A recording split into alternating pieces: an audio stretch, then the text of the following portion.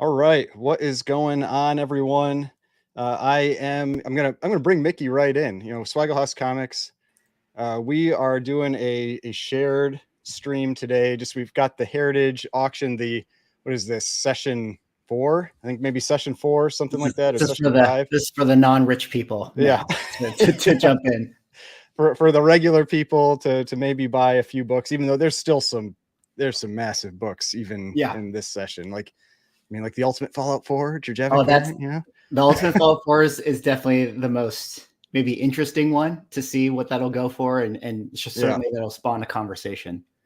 Yeah, but I don't even know if we'll get to that one. That one's late. Yeah, it's late in this auction. Maybe something we talk about like next week or something. But yeah, no, this has been an interesting auction to catch the results and everything from. I know you put out a video already about it, and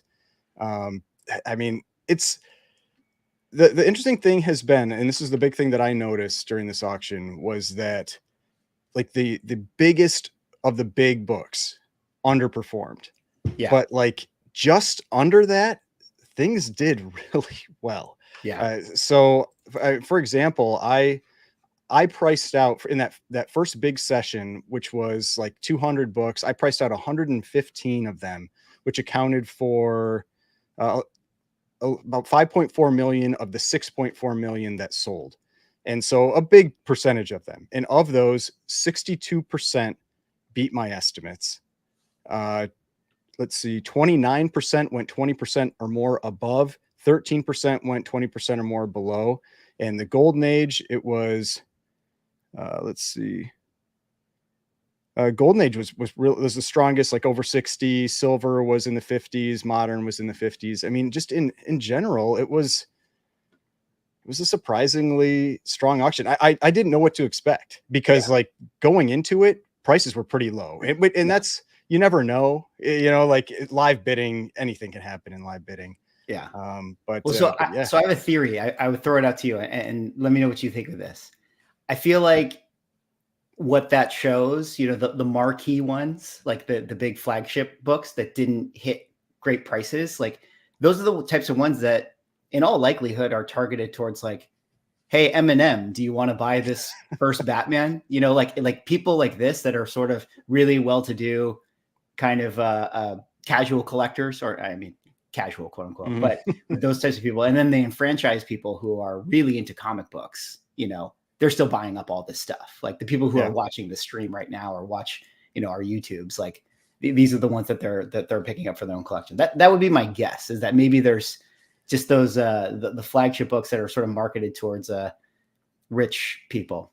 They just kind of tuned out for this one. Well, and that's the thing. Like that's why I was wondering what the reaction was going to be from this auction, and from having a few people message me, it's kind of what I expected, is that because those big books underperformed, I had people telling me like, like this must have been a weak auction, right? Or this is and I was like, no, like when I look at the overall numbers, it's a very strong auction. It's just that, but that's what it sucks for Heritage, because like the people are going to focus on those big books, and because they got to try to get the people in to buy those. You don't want your marquee book to go for 500 grand less than 2 years ago, when it's people. I saw someone, I think in one of your comments was like, oh, the copy matters, page quality matters. And it's like, it was the same book.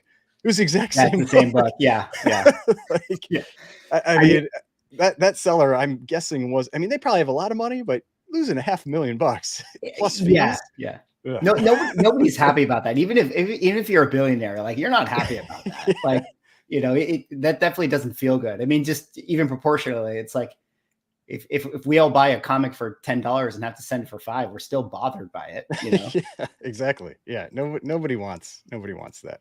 Yeah. But it's interesting. I think there has been a lot of really, really big sales. And I tried to mention that in my video. It's just that, obviously with all these auction houses, you kind of live and die by the marquee books, right? Like if it's on your preview catalog and you're doing full page, advertisements for it, like, if it set a new record yesterday or whatever the day was, like that'll be the headline as well, right? So it's kind of whatever you get is going to be the big story.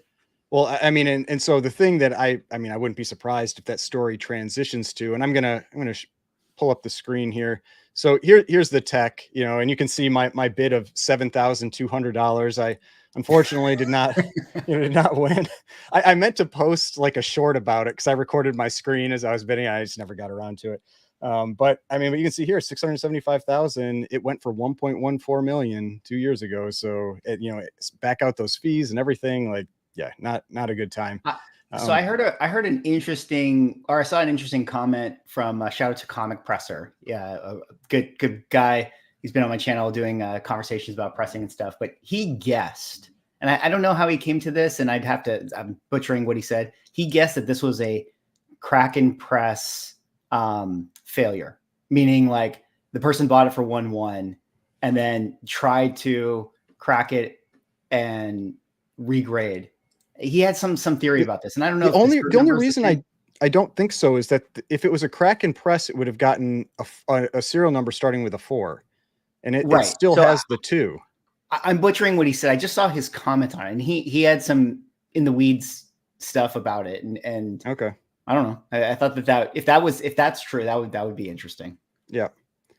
Yeah. Also, but I'll say, like, the thing that if I was Heritage, and maybe they've already done this, I would be pivoting to that Black Cat 50, because holy cow. Oh yeah. Like that number just destroyed what even I don't remember what I estimated. I think I maybe estimated 350 or 400,000 or something like that. Went for 840,000. I'm gonna pull that one up. The Detective 27 budget definitely went to this one right here. Yeah, like this was a crazy.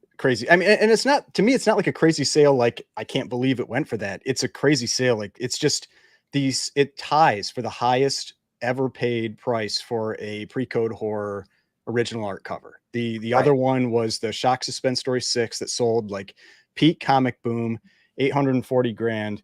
And this one, this one deserves to be, to me, like at this point, like it's such a cool original art cover, like with the black background. It pops so much. Yeah. No, I absolutely love it. I mean, already it's one of the great, Lee Elias comics to have. But like you said, it's a lot of these covers, because they have the black inking and the contrast on it are make it even more cool, in my opinion, to own it. And we've talked about the Chamber 19. I think that one looks better than the actual comic. It just looks so cool. Yeah, and to that point, I'm glad you brought up the Chamber 19. That's like that was you mentioned in one of our chats, like that was the steal of the century, right? Like that. It looks like it. Whatever. What was it that it went for like 200, like 200 3 years ago or something. Oh my god. Yeah, the original art market has exploded, and the big ones, especially covers. I mean, this auction was had the Roger Hill collection. I mean, like one of like the biggest names in collecting this type of content that passed away recently, and so it's released a lot of his collection here, and I think it's going to be sold throughout multiple auctions moving forward. But these were some of the biggest ones, and I mean, he had the Haunt of Fear #1 or issue 15. I mean, like stuff that I didn't even know the original art existed for some of these things. It's funny. Out. It's funny to see these things like just come out of the woodworks. You're like, it really exists, and I think that's maybe sort of the fun for a lot of original art collectors. It's like there's so much mystique behind, like, does this thing even still exist? Does someone have it?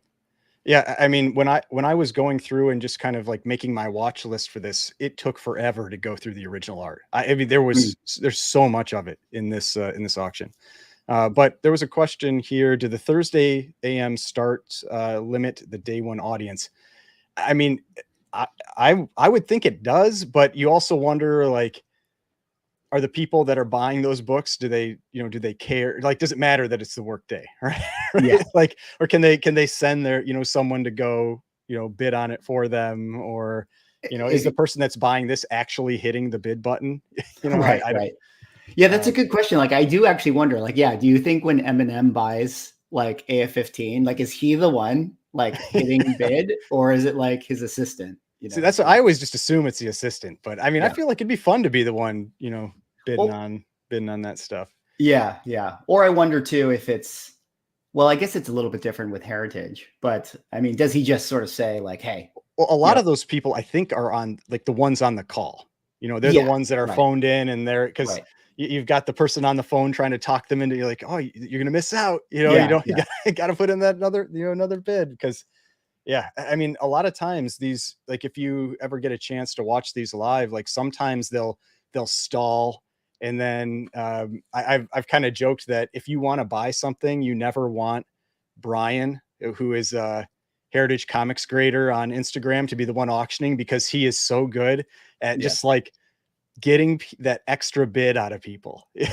And you're yeah, just like I know it's tough. Like sometimes you think like maybe I want it, and then he just he'll push someone a little bit more, and you get another bid, and you see that happen where sometimes it'll get stuck at a number way lower than where it finishes, and then it just starts like snowballing up. And yeah, yeah, yeah. so, He is definitely really good at that. He's definitely added a couple zeros, I think, on lots before. and we've got Neo Cards and Comics in the chat. What's going What's on? up? But yeah, so this auction, this part of the auction starts in 3 minutes, and it's this one isn't live though. So this is the kind of the standard one where you're just, you're having the automated system go through it. So they sell when they sell. Yeah, You don't get to have anybody hold it up for you, and try to pull more bids out. But yeah, I mean, like I said, there's some big stuff in this one. Like I've got kind of the list of, or these are some of the books that I'm watching in this one. And it just opens up with some really early actions, action yeah, 3, a restored CBCS, action 4, all select this, this Matt Baker, all top 16. There's an Archie 1, it's got I yeah, think it's a married cover or something like that. Then you've got a bunch of early Batman. And it's just funny. It's like yesterday, or not yesterday, would have been Thursday. They have the super high grade copies. And then this is considered the lower grade. yeah, It's like the yeah. 6.5. You But got you got one of your recent books in here. The second Batman. oh yeah, let's see. Let me find that. Oh yeah, it's It's a 5. It's like a 5.5 restored, yeah, isn't it, right or there. something? Tech Or 28. 6.5 restored. Yeah, yeah. It's sitting at 13.2 for a restored copy. I mean, it's unrestored. So Yeah, yeah, I'll be you interested. got a I'll be nice. interested to see what this goes for. We got a yeah, definitely that's a good one to watch. I just sorted by highest price right now, Mhm. where things are sitting. It looks like the Sensation One is the entry level copy of Sensation One is definitely Let's see. um, So I've got AF-15 sitting at the top, and then Sensation 1. Man, yeah, like getting into a Sensation 1 for under 30. I mean, it seems like I don't know. Actually, I haven't looked at the pricing for that. I don't know how much that book goes for offhand. yeah, But yeah, I mean, that's one of the interesting things in this auction has been the AF-15s, because there isn't a really high grade one. The highest grade yesterday was Thursday was a 6.5, mm, and that one actually did pretty well. Let me see. I think I have so it was yeah, definitely kind of 91152. looked like it had a little nice little bounce back. Yeah, so it was this copy here, which is a great looking copy. I mean, it's got this little chip in the corner Yeah, and that, but a great looking copy. And I had it going for 105, and it went for 114. And it's like, so right now I feel like anytime you're getting sales that are around where you expected, or even a little above when it's not golden age, like silver, bronze, yeah, modern, that's it's a little bit of a surprise. It's like we're starting to get to that stability area. I mean, one of the ones that that surprised me quite a bit, because I was expecting it to actually take a pretty big drop, was this one, that J. Scott Campbell, oh X-Men yeah, 510. This set a new record. I mean, yeah, the prior record was 12,500. It crushed that record. And so, I mean, not everything, like you see a lot of people going like everything's dropping and that. It's like not everything. Like there yeah, are definitely definitely not. some books that don't. I thought it might go for 9, because everything else just kind of seemed to be trending down, especially with the modern variants. And but yeah, definitely Yeah, not with this one. this one, and some of the other J. Scott Grails and the Spider Island book. Those definitely seem to be the true kind of we'll call them the modern Grails. You know, unlike I'd like to see another one of that Spider Island, what is it, 667 or something like that, come up in a 9.8 again, because there hasn't been one for a little while, since basically when Ultimate Fallout 4 was going for like 40 grand. That's when it was the last one sold. So it's one of those, like, yeah, if you're a holder of that, you know, you just sort of hope, like, you know, the longer the time horizon stretches out, like, the probably less significant the drop, if there's going to be a drop, would be. Yeah. So let's see. I think they maybe are. See if they're starting here. Yeah, they've already. Yep, they just opened up. So we've got the, you know, just do the disable just so I don't accidentally like bid on something, you know. Because have you ever accidentally bought a book? I have unintentionally bought a book before, and now it was one I was planning to bid on, but it's that thing where, like, a lot of times, you know, what people do is, you know, if you're not familiar with Heritage, you've got this bid button, and then when it gets within 5 seconds of it ending, it starts doing this countdown, and you try to do the little like thing where you just throw in a bid at the end to mess with someone, and someone else does it like a second before you, and you click right afterwards, and then now you've bid more than you wanted to, and then you're just praying that that somebody tries to bid back, and it doesn't always happen. So at that point, you got to accept it. You have now purchased that book. Like sometimes I'll send a message to you guys where I'm like, I guess I own this now. Right. So it, you know, it happens, but yeah, I mean, there's somebody commented about the, New Compass Collectibles, about, I mean, it's just some of the stuff that's in this auction. I mean, like, the early actions, the early detectives, and then that insane run of Planet Comics. I mean, there's just so much stuff that is in these auctions, you know, every 5-6 weeks. I don't know where they find it. Like who? I mean, is it? I wonder if they just there's got to be some collectors that maybe just have their accounts always sort of active. I'm sure, like, you've maybe been asked about this, right? Like, you can have some of your books. I mean, is it as easy as like, hey, Heritage remembers what books you've bought, and they can relist for you pretty easily, that sort of thing? They have that capability that's built in, where you can like reset like their market, and you can resell, like, they're like, you'll see after somebody has won a book, or has you'll see like an option to purchase it directly from them if you wanted, and it's like you have some percentage of the price more than that. And I used to have that turned on, but I ended up turning it off because I always got just like lowball offers. And then the thing that was frustrating was you had to respond to it. It's like built in, where it's like, if you didn't respond, then they would say like, we'll remove you from this, you know, this service. And so I was like, I'm just going to turn it off. I don't want to deal with it. But I mean, that's how someone won the, well, let's find that one, that Suspense 3. Where is it? Let me see here. So that Suspense 3 that went for a little over 50, that's 91133. Yeah. You do have your bidding turned on at the moment, by the way. Oh, I turned it back. Oh yeah, I turned it back on. Yeah, well, there we go. So 91133. So if you're not familiar with this book, I did do a short about this one. This is this Alex Schomburg cover, considered, you know, the biggest Alex Schomburg cover. This one, you can see I had put in a bid of 18,000 early on, which I knew wouldn't win this book. Yeah. But this is a 1.5, went for 51,600, and you can see what that book sold for very recently. And it was, so we go Suspense Comics number 3. And I don't think it got pulled into GPA, but it did get pulled into Go Collect. It wasn't a auction sale. It was a sale through Heritage, through their that direct buyer program. Right. And I think when I saw this book sell, I was like, oh my God, I would have bought that. Like, I didn't realize it was even available. And somebody paid, is this one here? Yeah. Someone paid 20 grand. And then this was October 2022, sold for 51.6. And not only that, it looks like they tried to maybe like press it. Yeah. And it ends up in this magazine case. They got it. So much worse. Yeah. It looks so much better. Yeah. I bet they were not happy about that. But I mean, they still sold it for 51,000. So I don't know. Yeah, they can't be. They really are. I guess that's the lesson. You know, it's if you just ask, you know, you knock around, and I don't know if that person had their listing active, but maybe, you know, just slid into the DMs and someone was willing to let it go for 20. Yeah, I mean, it's probably someone that bought. I mean, look how much this was 15 years ago, Right. $6,000. You know, for all we know. Oh, yeah, and it was the same book. For all we know, it was that buyer.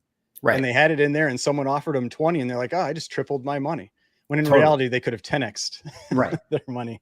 But yeah, like you just don't even think about it. And so maybe I got to start like going through the heritage. Yeah. I've had a couple original art friends, you know, I mean, this is true of anything, but they just say like, "Oh man, you just got to slide into people's DMs all the time with original art," because even if they say it's not for sale, you know, if you just start to ask like, "Hey, would you ever consider letting it go?" You know, that's how a lot of the deals are made. Well, I mean, I don't think I've told anybody outside of like chats though, but like I sold my Tech 36 recently, and it was because somebody reached out directly. I didn't have it for sale. Right. You know, but they were interested in it, and they reached out, and I was like, I will sell it, but this is what I'd sell it for. And we were able to come to a deal. And, you know, I mean, I've sold a number of my, you know, like my not for sale or PC books, but if somebody comes at you with the right number, I'll sell it, because then I can go buy more stuff. So yeah, I mean, I've mentioned that before. Like, I mean, my general goal with collecting is just, I think I said it was like to buy cool stuff. And so it's just kind of fun buying cool stuff, and I can only buy cool stuff if I sell stuff. So yeah. Sometimes it's, you know, you want to hold it for a time, because the sad truth is, I mean, I don't know, maybe everyone is going to get buried with their comics, but we're only shepherds for a time with each comic. I mean, some people, I mean, I watch the comic book collecting subreddit. There are definitely people that they say they're going to be buried with their comics. so it's possible, you know, it's possible. I mean, like this feels like a big number. So this is an LB Cole cover, All Famous Police Cases 11. Let's look that one up. It's at 2,400. Yeah, because I have a lower grade copy of that one. That's why it jumped out to me. But like 2,200 for the 6.0 just closed. So where'd it finish then? So it finished at 2,280. And all right, so 6.0. I mean, the 5.5 sold in 2022 for 1,200. So, I mean, I'm guessing the 7.0 might be, maybe 7.0 is like top of census or something like that. Yeah. But I mean, it feels like a pretty strong sale. Let's see. So 2 and 7.0, 2 higher. So top is just an 8. You know, one of those books that you just don't have. You don't have all that much, you know. How do you feel about this? This is a cool cover right here with a Schomburg one. There are a bunch of really cool covers for All Select. Now, the interesting thing with this is like seeing that it's this feed store collection. That means that's something somebody bought very recently, because that feed store collection got sold in like November of last year, and they've already decided they're like flipping this thing. So I bet we can find that sale. All Select for. The All Select books it's kind of a fun way to, you know, if you want to just kind of get all of the timely characters on one cover, Schomburg cover, it's kind of like a bang for your buck. It is really the best way to get that. So let's see. So it went for $38.40 for a 4.0. And so, yeah, that's a big drop. So here it is. So it's November 2023, $52.80. I guarantee it's the same book. Yeah, feed store collection. And so they took a haircut on that one. I mean, but that's one of those things where, you know, we've talked about when you kind of have like the thematic sales together, like, oh, it's the feed store collection sale, or it's the Matt Baker sale, or it's the, you know, Schomburg sale, or whatever it is. Like, you bring out those people. So typically the numbers seem to go higher. And now when it's I agree. Now when it's like this book is just sort of one amongst many, it's like you don't have that same concentration. And it's one of those things where I've talked about that with these stickers.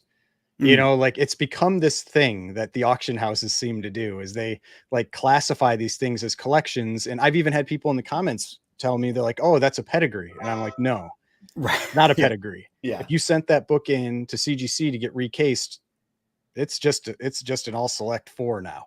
Yeah. You know, it doesn't carry over. CGC doesn't have a bunch of those stickers they're slapping on those things for you. You know, it is something, it's a marketing ploy, you know? Yeah. Yeah. And so like, I don't hold anything against it. Like it's a marketing ploy, Yeah. but like, you got to know that's what it is when you're bidding. I mean, yeah, it gives, like when they it sell gives a together, they little, sell for more.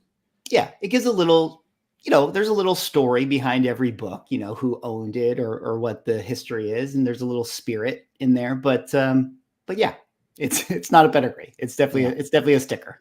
Now the feed store one, at least, like I think that was one that the person who found it was on the comic book collecting subreddit, and I think he was getting a lot of it, like getting a lot of advice from people on what he should do and how he should sell it. And so, I mean, I think it was like his grandfather's or something that they found, and so that one to me is a little cooler. It's kind of like the Bobby Blue type collection, you know. But there are some where it's just somebody's collection, you know. It doesn't really have, to me, that much of a story behind it. But all right, the Archie book sold 8,400 for a 1/8 for a married cover 1/8. I mean, that sounds about right. I mean, I think a 2.0 or a 2.5 had sold recently for like 20,000 or 18,000. So a 1/8 going, you know, with married cover. I mean, that's like 50%, you know, or so. Like that seems about right to me. Yeah. So, it's a good way. It's a decent looking book. Yeah. I don't mind these types of things when it's like, yeah, it's married cover or whatever. It's so tough to get your hands on a book like that it doesn't really bother me. The thing that people can do with those, it's like what I did with my Superman 2. It's a married cover. And if you really wanted, you know, you send it to someone like Sanderson Studios, and you have them leaf cast on the cover so that you can reattach it. And now it's a conserved cover. And so you get the blue label, which it'll still say married, but visually, you know, you don't have the green label, because a lot of people don't like the green label or the purple label or whatever. And you can get that blue and gray, which looks, I mean, it matches your universals. Right. Do you have a rule of thumb for value, conserved to qualified percentage? I mean, I would say it's probably pretty similar. It's just that maybe your buyer pool increases a little bit when you get to the blue label versus the green. So it might be a little easier to sell, but it depends on what the reason is for the qualified. But if it's like a married cover, I mean, I'd say 50-60% is probably a pretty reasonable number off of the I mean, like for like Hulk 181, when they're missing the Marvel value stamp, I often see about 60%. Yeah. Up until you get to like a super high grade, but yeah.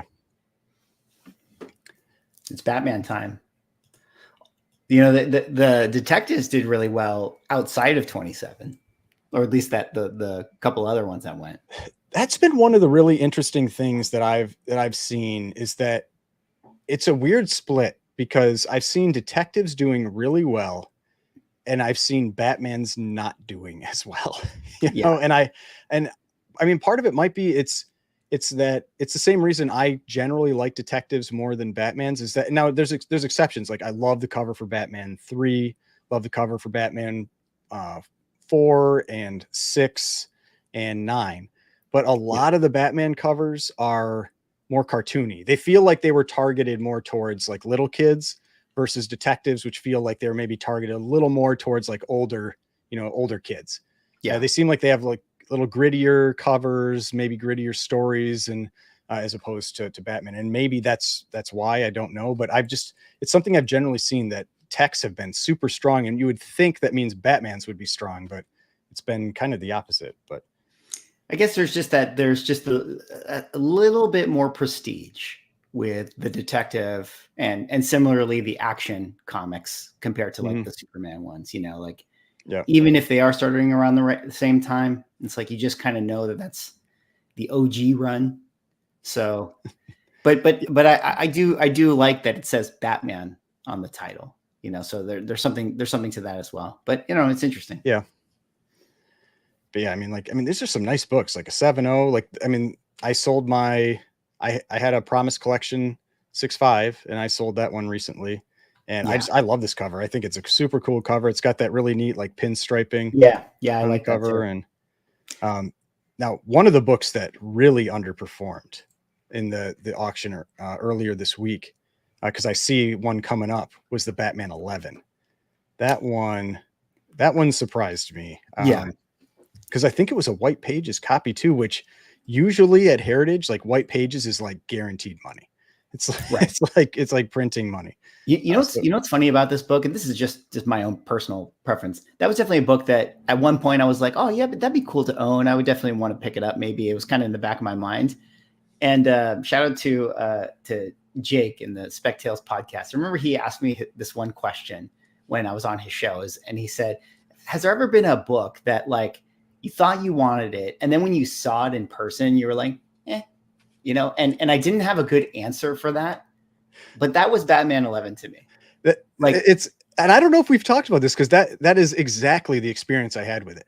Is it? Yeah, because my buddy Mark, I went over to his place, and because he has a really nice set of books and everything. We were checking out books and just hanging out, and one of the books he had was a Batman 11, and I saw, like, before that, I was like, that's one of the books I'm going to get. That's like the Joker book that I want, other than Detective 69.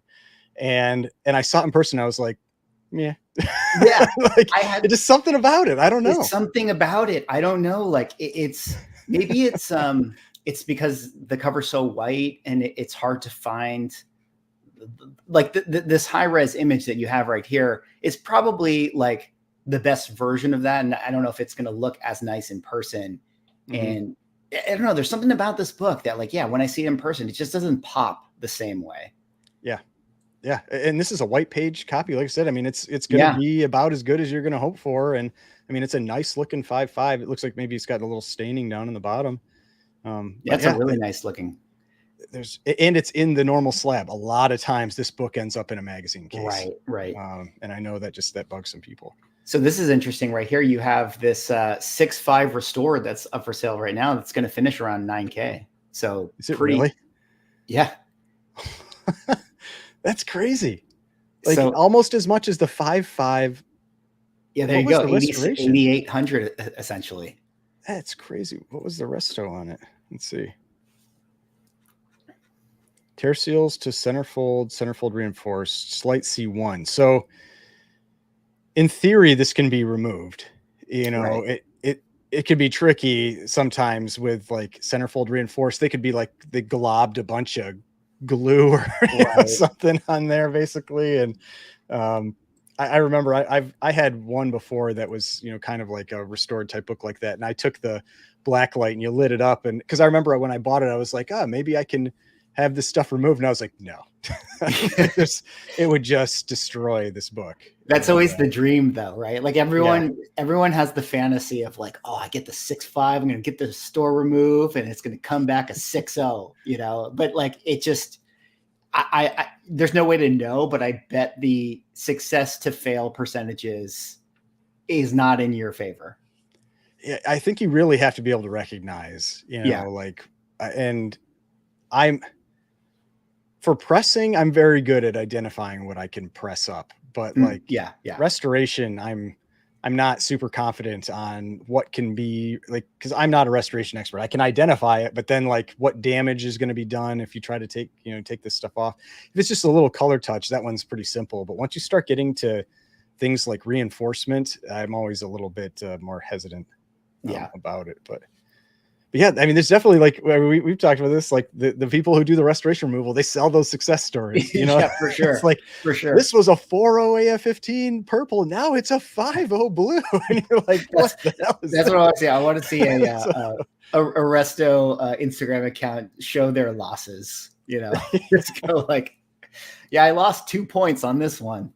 Well, I mean, one of the guys that was posted on Instagram about his resub attempts, he ended up his presser had tried some of the, the lightning or whatever cleaning and got some purple labels back, and I mean, it happens and it's a big loss when it does. I mean, you're cutting your value at least in half, if not more than that. And you paid to have it done. You know, it's like it's even more like a little more insult to injury on those. But yeah, it's a gamble.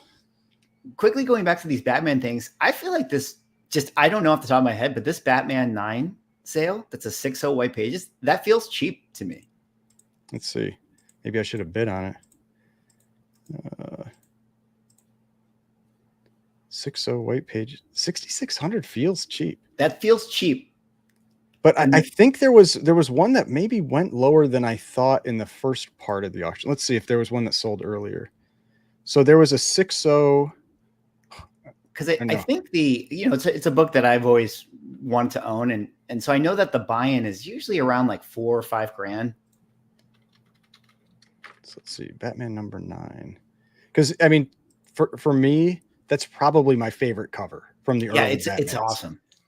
It doesn't really have anything key with it. I mean, I think it's like the first Christmas story. It's like if that's something for you, but yeah, I mean, last sale 7,800. A 5.5 went for 48. A 5.0 48. There's a lot of price compression on this book. Okay, like around here, but 66 feels like a good pickup. I mean, it just seems like you got a really nice 6.0 copy. It's white pages. Yeah, you know, maybe that's the right price, but that seems like a nice buy too. And it's a good looking book. Like a lot of times you'll get really big miswraps on this one. And like my first copy I had of this book had that was Batman 3. My Batman 3 had the worst miscut I'd ever seen in a comic. I mean, it was probably like a half inch, maybe a little more, like of the back cover into the front. And I was one of the main reasons I got it graded, because it was a 0.5, it was missing pages, but I wasn't sure if it was trimmed. It was such a weird cut that I was just like, I need to get this graded so that I wasn't comfortable selling it raw and saying like if it was trimmed or not. And so when I'm not certain about things like that, then I'll just get them graded. And it came back, universal. I mean, Golden Age, you get some weird cuts in these books. True. But yeah, let's see. So yeah, I mean, you can get this some high grade run filler. Oh Batman, man. It's your favorite. It's Golden Age run filler, I guess, but but those go for a lot. That's one of those things. If you can come across like high grade Batman run filler for whatever reason, like if you're near the top of the census, like some huge numbers, I think it's people that are putting together those registry sets are probably competing for it. Yeah. I mean, just look at the last, handful of books. Yeah. 3,600, 4,300, 2,100, 2,800. It's like, that's crazy. Like a lot, you can get some really nice key comics for those types of numbers, but yeah, like you said, this one's still going, it's almost people got to have the best, top of registry stuff. Yeah. Yep. But yeah, let's see. So, because it's a little bit, I think, until there's something I'm a little more interested in. What were some of the books maybe that jumped out to you in that opening auction? Yeah, well, we talked about the Detective 27. I think some of the other interesting ones to talk about were like the Marvel Comics one. There were two of them. And two of them. Yeah, I only spoke about the one actually, and shout out to Keston. He actually made a comment on my video saying, that the restored one actually sold really well. Yeah, it did. And so that's the interesting thing. On my sheet, I have them marked as like I highlighted them in red for low sales and green for high. And the restored one crushed my estimate. It sold for 228,000. I had it going for 150. I know it was an October copy, which is better, but that was still a strong sale. What was the resto on it? It was because is that another one where somebody was selling the dream kind of thing? I don't think so. I don't think this one could get back because it was cleaned. And so in theory, you can't. Now I know there are some restoration people that say they can undo that. So I don't know, but maybe they can. But it's an A3, so there's a decent amount. Yeah. But maybe if you can get that thing, whatever the cleaning was, to not get identified, then you can maybe there's just, when you're buying this and say this is like a centerpiece for you, or you have the money to get it, and you just want something that looks nice. You're sort of not really so concerned with the resto at that point. Yeah. Yeah. But, I mean, now I know just because I'm talking to a couple people that are looking at trying to get a Marvel Comics one. Like, I mean, the October copies are they definitely go for a premium. I think it's That's 1 true. in 10 or something like that. It was like, I think what I heard was like 30,000. Maybe they have it in the description. Yeah. Okay. Yeah. They have it down here. They have a 10 to 1. And so I believe it was something like 30,000 that were the October, and then it's all sold out. And then they printed like 300,000 of the November. Now, granted, they're still super rare. You know, you don't see them come up, but you see the October's less. That's a really good point. I do. There's definitely the prestige there. It's just like sort of like the the Starling Terror. Oh, the black label the versus black the and blue blue. label. There's a little bit of a premium, so that makes sense. You know why someone would want this one. Yeah, and it's one of those books. It's weird. Like, I'd like to own one, but I also don't like the cover art. like when I look at that guy, yeah, you know, it's not the best. Like, this is around the same time that you have like Tech 31. You know, Suspense 9 was later. You know, like, I mean, you have. I mean, Action 1, like this is around that same time. This is 1939. Like, there are skilled cover artists for sure. Time period, and that guy's face just, it doesn't do it for me. So, yeah. Well, it's still, it is an interesting book as far as like what it represents relative to some of the other things that you would be buying. You know, where it's like a first appearance of a premier superhero. Like, it's a different thing, but it's still very cool. You're buying it for the name. Yeah. Kind of, it's like, it's that Marvel one. It's timely one, basically. And, but now, just because I can see it up here, this one definitely blew my mind a little bit. I was not expecting this. So this is National Comics number 7. It's a Lou Fine cover, who I'm not a Lou Fine fan, but I know a lot of people are. And but it's the Edgar Church pedigree. Now, the interesting thing is this was a 9.6. So it's one of it got pressed up, and so National Comics number 7. And that's where it's really tough to tell, like, is it going to actually go for a lot more? Now I think the 9.6 was an old 9.6. It sold in like the early 2000s. Let's see. Oh yeah, 2007. It sold for about 12 grand. But I mean, 78,000. That's a big jump. Especially when you've got look at these lower grades. I mean, they're selling for like 1,000 a point. And then this one, it's like 78 grand. I mean, for a Lou Fine cover, it's a pretty cool cover. I like the background imagery. My problem with Lou Fine is I don't like how he draws people. And so that's always what throws me off. It's very, very thin lines, and the people are very like kind of, I don't mean this in a mean way. They're a little more gangly. They're skinny. Well, yeah, I call them sinewy. Like it's like a sinewy person. And like I don't like the way it looks. It doesn't appeal to me. But I do like that background image. I mean, that's pretty cool. This whatever that boat ship tank. I'm gonna one day I'll get you the fencing shark one for your birthday one day. your favorite cover. Yeah. I mean, then they had this 8.5 Planet One. Now the weird thing with that one is it said that it was formerly the Toledo pedigree, but I didn't realize the Toledo pedigree wasn't a pedigree anymore. It says collection formerly known as the Toledo pedigree, which I thought was an official pedigree, but it clearly isn't. It's not identified on the label or anything like that. But I don't know. But there were a couple Planet Comics. There was a 7.0 of number 1. There was this 8.5. I mean, just books you don't get a chance to see too often. Yeah. Now, this one, this cover is always wild to me. I used to own a very low grade copy. This was actually the book that taught me about what are they called? Half sheets.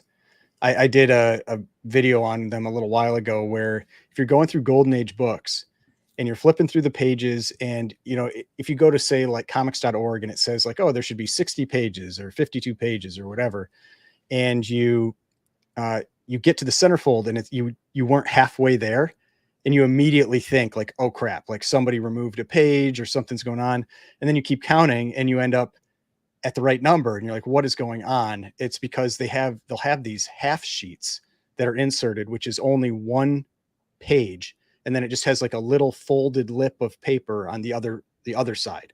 And so you get these like weird or these weird page counts. And you'll often, when you're flipping through, if you happen to see it, you'll think, oh God, somebody cut out a page there. But it's these half sheets. You only see them in the golden age. It was something to save paper. But this one definitely has them, because it's what threw me off when I was doing my page counts on it. At first I thought the book had somebody had swapped around the pages or something, or somebody cut something out and reinserted something else, but it was fine. So yeah. That's interesting. That's something I didn't know. But we got a comment here. Reinforcing a cover. No way to get rid of that truly. Looks like two bidders wanted the book and restored with second place versus the other copy of Marvel 1. It's a very important historical book. I mean, I'm pretty sure I've seen people get rid of reinforcement, especially A type. Now, so because I'd say it depends on the restoration type, because this one said A, which means professional. And I thought with professional, you're effectively supposed to be able to remove it, without additional damage to the book. I thought that's for the most part the qualifier of professional. Like if you were going to remove the color touch, you can actually remove that without, it's like they use that acrylic or whatever, and you can remove it without damaging the book. Unlike like Sharpie, where they have to cut out pieces. And so I thought that's what it was, but I'm not an expert on that kind of stuff. So it kind of feels like, when I talk to people about stuff, it's like, it's just one of those things, like anything is possible and not anything is possible. Everything sort of is case by case. Were there any, you bidding on any Captain Americas in this one? Are you secretly over there bidding on anything? No, because these are not the ones that I would have. And I think if I did bid on them, my computer would crash. Oh, God.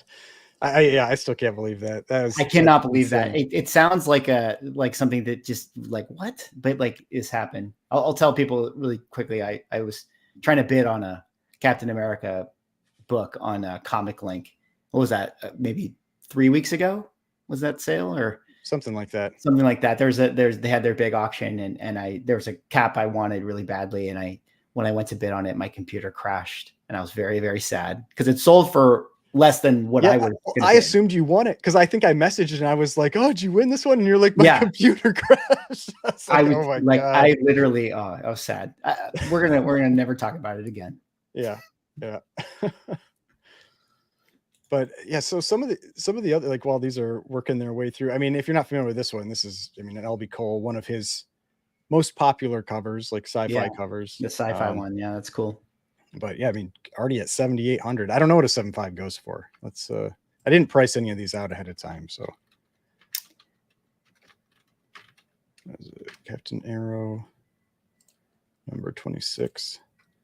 Yeah, I priced out all those big books in that first part, but I didn't. I thought about doing these, and I was just like, I don't have.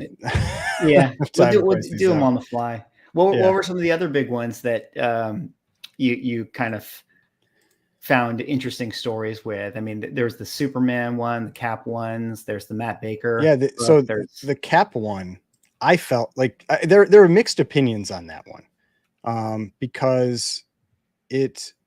Let's see. I think it actually a record. It tied the record. So it's a really nice copy. I didn't look at the, but it's a white pages. Yeah. And I, like I said, I'm not a page quality guy, but I can still understand generally how that can impact prices. And especially on Heritage, it tends to have a pretty significant impact on prices. A lot of Heritage bidders seem to really care about page quality. Said like Brittle does terrible on Heritage. White usually does really well. And we can take a look at the graders notes. Let's see here. So staple reattached with tape, top front cover, bottom spine, small spine split, bottom staple centerfold detached, bottom staple front cover detached, spine wear, light crease in the cover. So a lot of detachment issues. Yeah. This one. I'd say the only scary thing with that is that a fully detached cover, unlike what, when you did your Amazing Fantasy 15 video, unlike what the people on Facebook seem to think, it is not a 0.5. No. The maximum grade with a fully detached cover is a 4. and I've owned them. I've owned Yeah. 4s with it. Oh, And I didn't even know it could get a 4. I was thinking 3. yeah, But it was because like what's his name? ETA Nick on his card, he has it as a 3, but I mean, like I said, one of my Marvel Mystery Comics was a 4 fully detached. oh, cool, cool, yeah.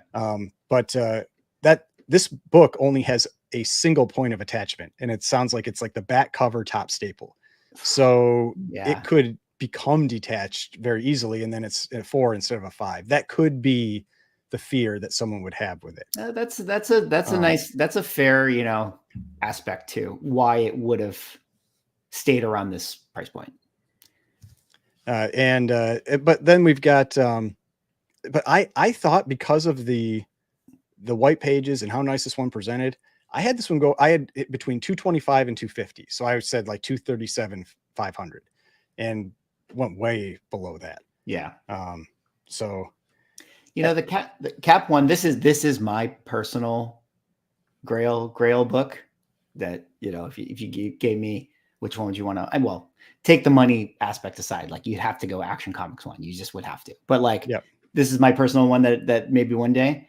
But yeah, it just doesn't, I don't think the cap ones are, they're just not on the same level as some of the other ones, you know? Well, so from talking to some other people, their theory, what I've been told is that Captain America 1 tends to be more of a US collector book, whereas like Batman Action Comics, Detective Comics is a little more worldwide type book. And that's just the maybe part of why it might be a little more, but it's also quite a bit later. It's kind of like Daredevil 1 versus, you know, X-Men 1 or Fantastic Four 1. It's 3 years later than Action 1. So yeah, that's true. A little part of it too. Yeah, the Canadians don't want this book, so yeah. we'll have to ask Newbie about that if he has any interest in. I mean, he's trying to buy all the Felix the Cat books. So well, you know, he's gonna do well with this. I love this cover. This one's so funny. It's the Cap backhanding Bucky. He's trying to come up with it, you know, when he's going on his date. Yeah, so some of the other ones that really jumped out to me were, well, one was the Fantastic Four #1. I think you might have talked about that one too. Yeah. That one had a little bounce back. Yeah. I had it going for 120 and it went for 144. I mean, and part of the reason I thought it might get hurt a little bit was I had talked about this in like a preview video. Like this looked really weird up here. It was just like some weird paper cutting or something like that. It was just, it gave it not the necessarily like the best like visual at that point. Right. Right. But nobody looks in the right side. They only look in the upper left part. Yeah. Yeah. I get it. But so it was, to me, that was a strong one, especially for Silver Age, like Silver Age big keys that we've been conditioned now for the last 3 years that they only go down. Right. And they always disappoint. Right. Well, I think that's what's kind of interesting. It's like, you know, it's been going down and down and down, to the point where the last sale, it was April of 21. So that was technically the height of the market, you know, or height of COVID craziness, but it sold for 132 at that time. Actually, the same book, the same exact copy. Now that I look at it. Oh, it is? Where I think it is. So let's see. When did that one sell? So April of 2021. So 4/21. Yeah, there can't be too many, you know, 8.5 sales out there. Actually, more than you'd think, I guess. Yeah, there was actually a few. Yeah, that's definitely the same book. Yeah. So actually sold for more. That's sold for more. I mean, we're talking about a pretty bad opportunity cost, you know, that's still 3 years. But I mean, a lot better than that guy. Yeah, very much so. Very much so. Yeah, I mean, like 350. Oof. But it's got that CVA sticker, you know. It does. It's true. Instantly worth like twice as much. So, but I think it's interesting because it's like, I feel like with a lot of the Silver Age or Bronze Age keys and stuff, like there's been enough sales now that have gone lower to where it's like, all right, it went back down to its pre-craziness prices. Mm-hmm. So now we're kind of what this sale maybe shows me is it's like, yeah, we're kind of, you're finally finding that point where it's like, all right, this is too low, or like someone is going to be willing to spend money at that point. Yeah. I mean, a lot of books seem like they've leveled off, but there are definitely some that are still pretty high. Like I was talking about that in a recent video about Daredevil 131. For whatever reason, that book is still at prices from like 2022. Yes. It's just like, and I would be scared. going... I would be scared of that. Yeah. Well, yeah. And that's what I said. I was like, Yeah. I probably wouldn't buy it. I mean, I'm just like, unless a book has come back down to those levels, I'm afraid of owning that book at those prices. But yeah, so let's see. Another one that I'll say now, I'll say one I thought disappointed, but after I watched your video, I kind of agree that it probably is more around what it should go for, was the Wiz Comics #2. Oh yeah. Yeah. And you probably have a good sense. I mean, that was just the one thing that stood out to me, but who knows? I mean, just because they sell so rarely in this type of grade, I was thinking, what did I have? I had it at 350 to 400. Mm-hmm. And so to me, it seemed very low. I mean, it had that one big sale of like 390 for, I think, like a 6.0. Yeah.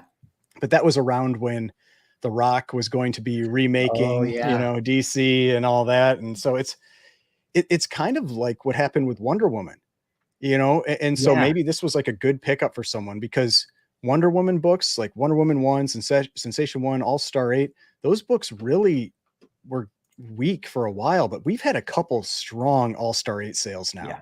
We had that 1.0 on that one bounced back for sure. It was like 90,000, I think, for the 6.0, and we had the 1.0 sell on eBay for like 15. Yeah. I mean, it seems like that book is maybe, I mean, and I was talking with someone in a chat that I was saying, like, for those mega grails like that, I mean, when they look like they're giving you discounts, if you can afford them, that's probably the time to buy them. I mean, like that Tech 27, there's no way I will say at that price that was a bad buy. Yeah. I mean, that was a fantastic buy, in my opinion, to get a Tech 27 that, at $500,000 off its price from 2 years ago. And I got to say, I mean, even the All-Star 8, the 1.0, it sold for $15,000. I mean, that seems like still a good buy. I mean, it's first Wonder Woman. $15,000 doesn't seem that bad. I mean, I was thinking it was going to go for like 12 to 13, but but 15 is not unreasonable. I mean, especially because it was a good looking copy. And they're loving your setup back there. Yeah. This is still very, very temp, guys. This is just no thought put into this, and I'm still transitioning. So I like that you did put the I sign up there. Yeah, it's all crooked because I have to like hang it better because there's only some perforated areas to put it up. So that's why it's kind of slanted the other way. But yeah, I just threw it up. I was like, all right, here's the one little flare that'll be behind me for now. But speaking of the All-Star 8, this is a fantastic looking copy too. Yeah, it's really nice. It's really deep colors. I'm about $90,000. I think that was let me see if that was a record. Prior record was 66. I had it going for 72. I think that 66 was might have been a slightly brittle or something like that on Heritage, which doesn't help things. But yeah, I mean, there's no denying, like, whenever you're hitting a record, like especially with books that have sold within the last couple of years, it's a strong sale. What about the first Robin sale? Did you? I didn't. That one went almost exactly what I thought it would go for. Okay. So let's see. So 91064. I had that one going for 95, and it went for 90. I mean, that's one bid at this price, and I wasn't sure how this was going to hurt it.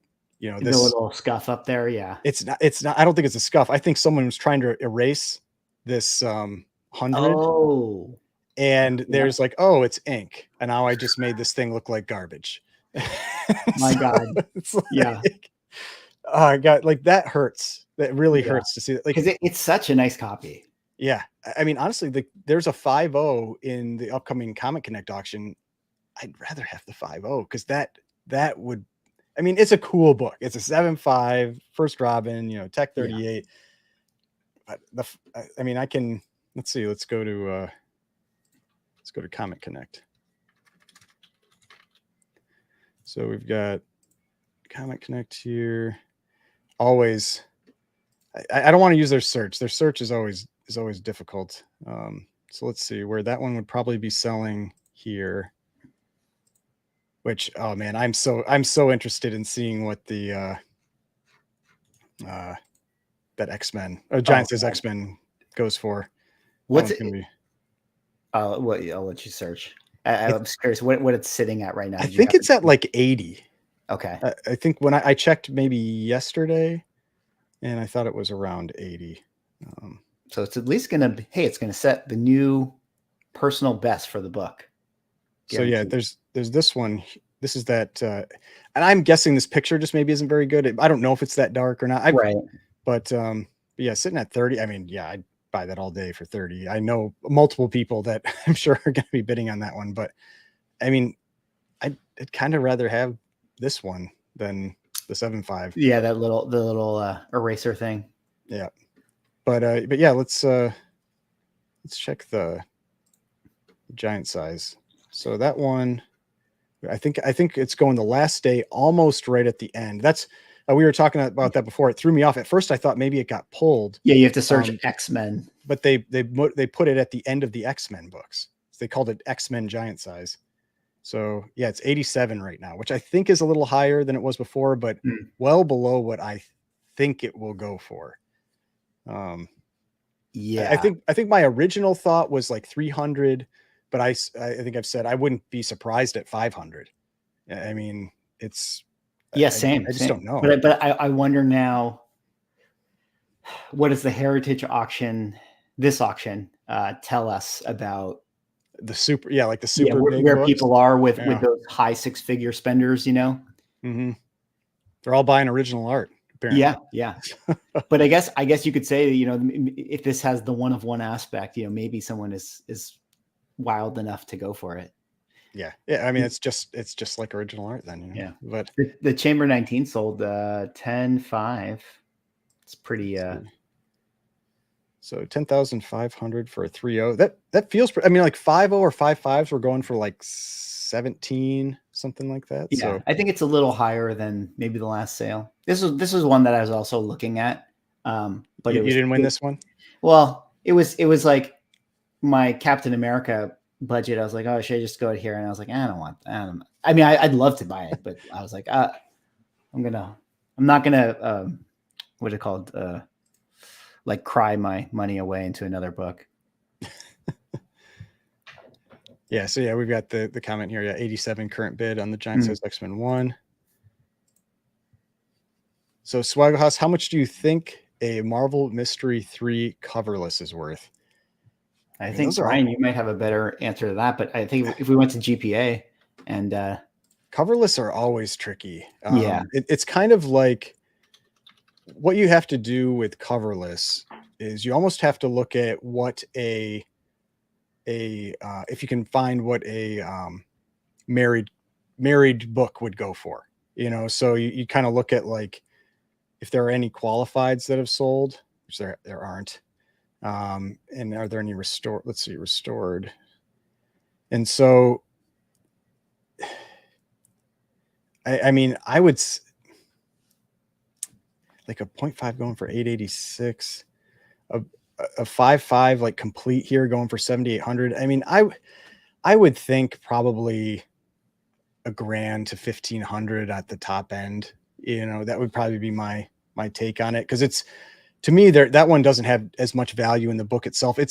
There are certain books that you can piece out the pages. Like we joked about the selling pages in that one auction where somebody had pieced out a bunch of early Captain Americas, and they were going for like $50 a piece. Like if it's not a key book, the pages aren't necessarily going to go for that much. And so it's more about what you can potentially turn it into. And so I would think, you know, maybe if you were able to find a cover for a couple grand and you had that one, maybe that's a $3,000 or $4,000 book in that state. And so that's how you can maybe come up with those numbers, but that's how I'd approach it. Yeah. Book I didn't talk about that might be good to circle on is the More Fun 52. Let's see. I think I priced that one. How did I think that one did? Let me see. I had it. So yeah, I had it going for 80. It went for 90. Yeah.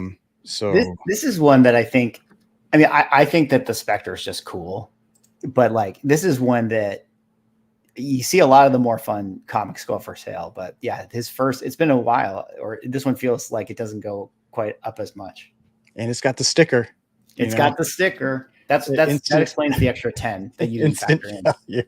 I mean, my problem, and I know I get hate from people on this, is I don't like the covers. Like, I like Bernard Bailey. His PCH work is some of the best cover artwork of the Golden Age, but I do not like his Spectre covers. So it's just like, I mean, I would love to see James Gunn like utilize the Spectre. Something that feels like a character he would use. Yeah, I think so. I mean, he's like kind of has like a cosmic Doctor Strange. And I think it's just like he seems to like obscure stuff, you know, things that like the average person isn't going to know much about. And it feels like something. But I was actually just looking at it. Yeah, this book hasn't gone on sale since 2022, so it's been a year and a half. What grade sold for that? So the last blue label was an 8.5 that sold for $264K.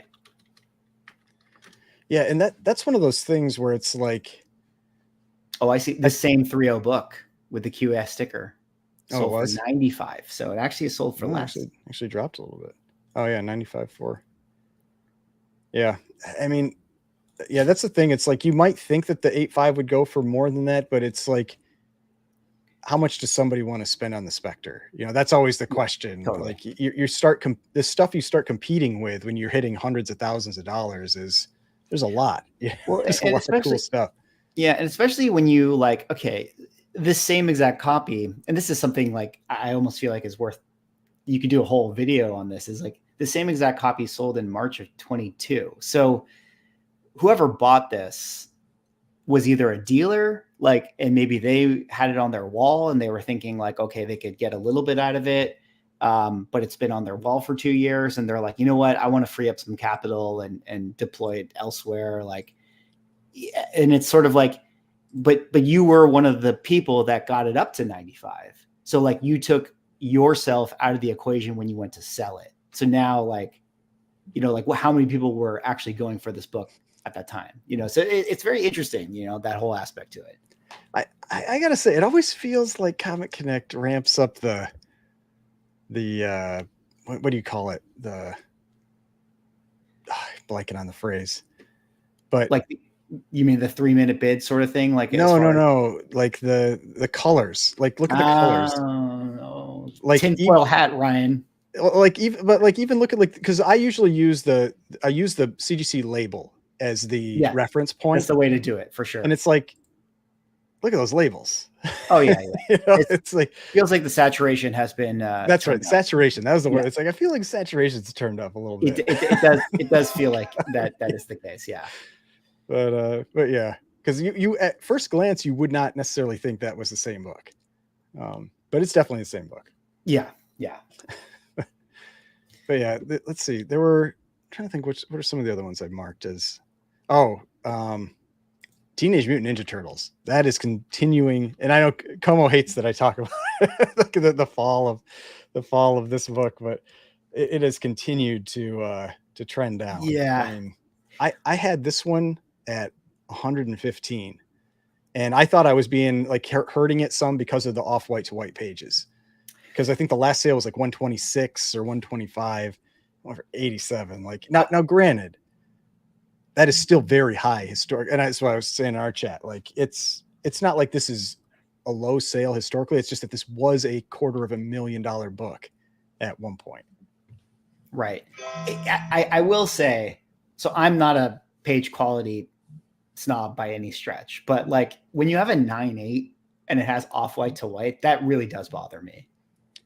And it's copper, you know, like copper to, you know, it's like it's new enough that I feel like you get people being picky, especially when they're spending $100,000. I mean, it's not like this is cheap. But it is a great looking book. You know, it's got, Well, it is a little bit interesting, like, because what are some of the sales pre-boom for this? Like you're saying, like, So it did have one at 90, and I've talked about this one before okay, because I remember it was pretty early on when I was getting back into comics and I was watching Comic Tom, and I remember Jeff, like Golden Age Guru, was on there, and he's like, "This sale is insanity!" Like a $90,000 sale, and then it like right after that there was one for like 56, and then it was like off to the races. It was like Comic okay, Boom, you know, and it was just like hit that 242 or 245 or something. right. So, Um, so there is the risk of 56 Oh that you yeah, can I think always, it could still drop. yeah, I you could do. always test that.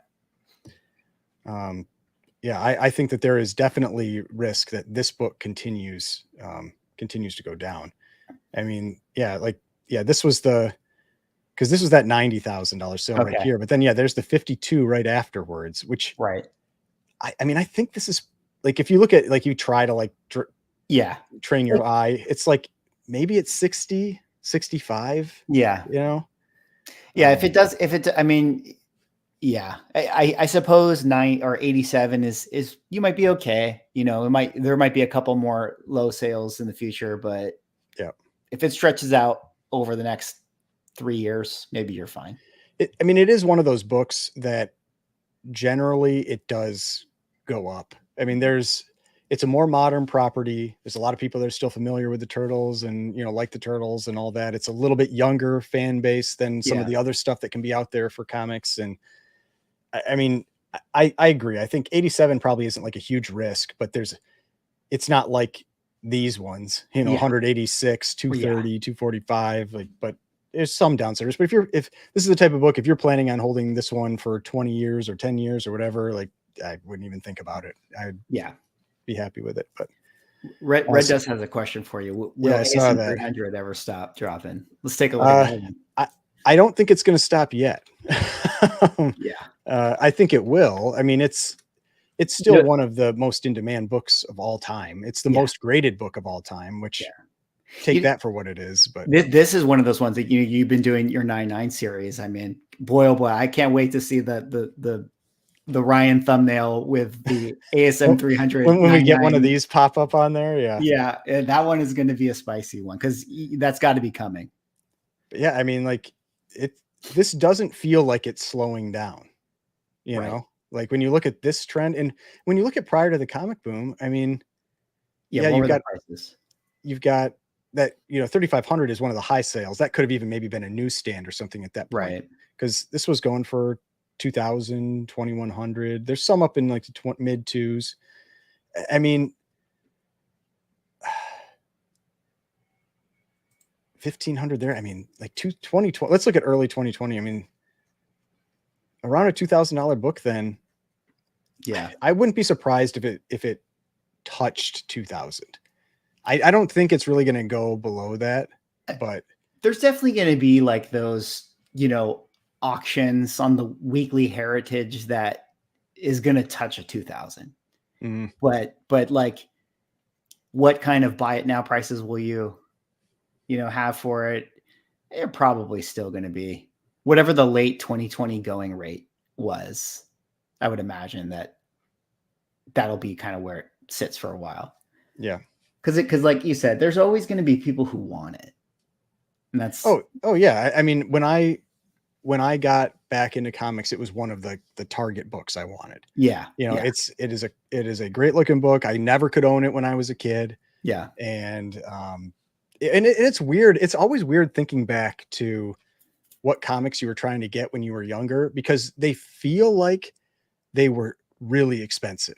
You know, like yes, $1,000 or yeah, something. Like that. But then you talk to people that were a little bit older at that point where their memories are a little better than like the kids' memory. And they're like, oh, I was buying those for $50. And I'm like, what the hell?